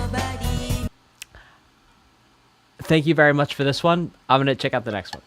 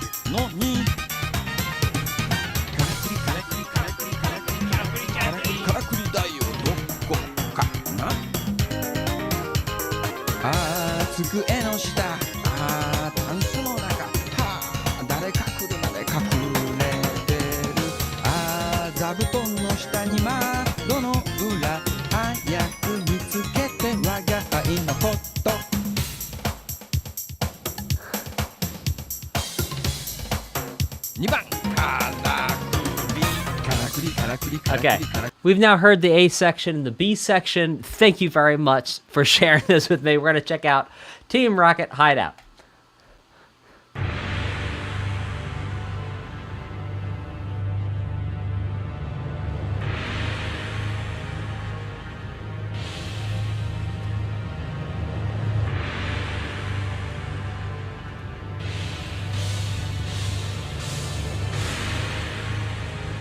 Shout out and a thank you to Music Sheep says, "Hey Dan, when I said the Super OST."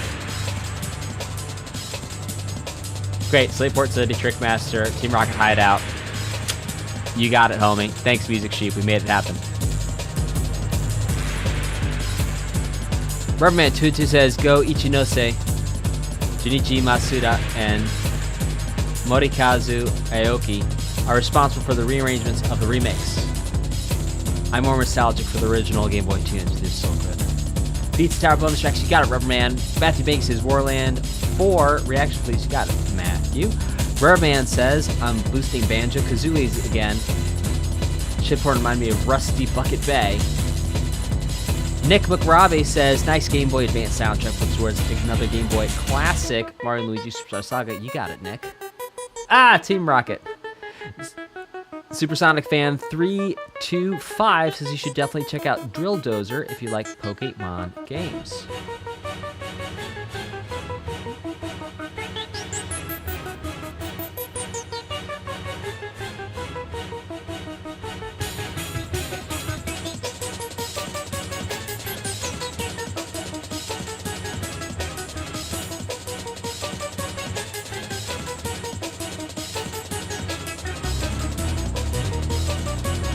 And we don't have anyone in on Streamlabs today. Thank you very much for your support, y'all.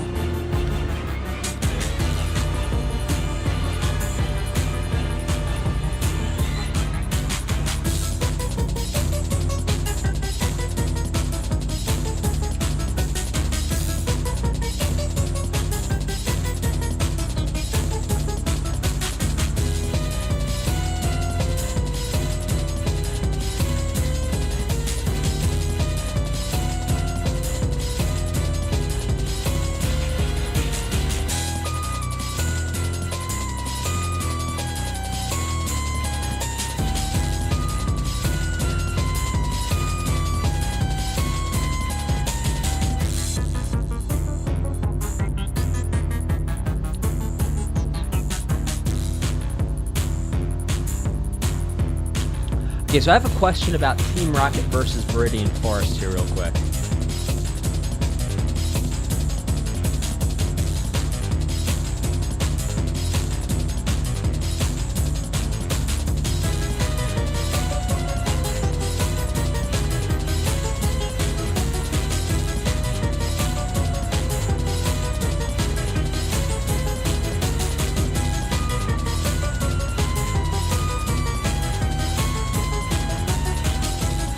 Yeah.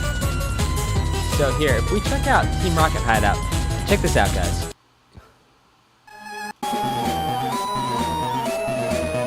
See? That's Team Rocket. That's like the Team Rocket theme right there. Now, if we compare that to Viridian Forest... Yeah, and so that might have, like, the two together. Might share motifs, etc. Where's my Viridian Forest? Let me just do a search function here on the page. There we go. No, that's not Viridian.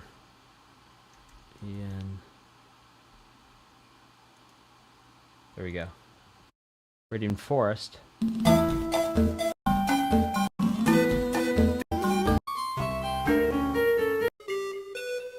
Right. So that right there, that's the same theme. So Viridian Forest and Team Rocket share that theme. Right.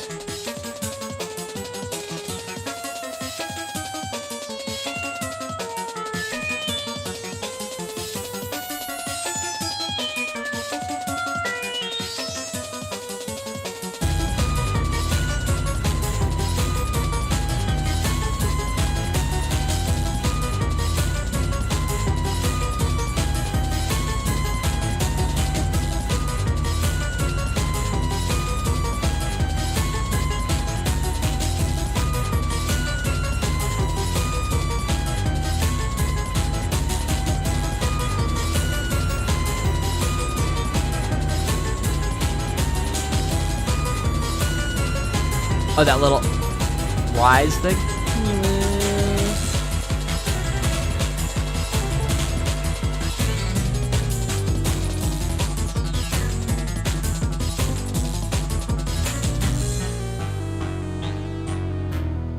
And our last one for today, ladies and gentlemen, is going to be Strength of a Gym Leader. Thank you so much for joining me. It's been an honor. I'm so grateful to have spent this time with you. Thank you so much for gracing me with your presence. I really appreciate you being here. Thank you.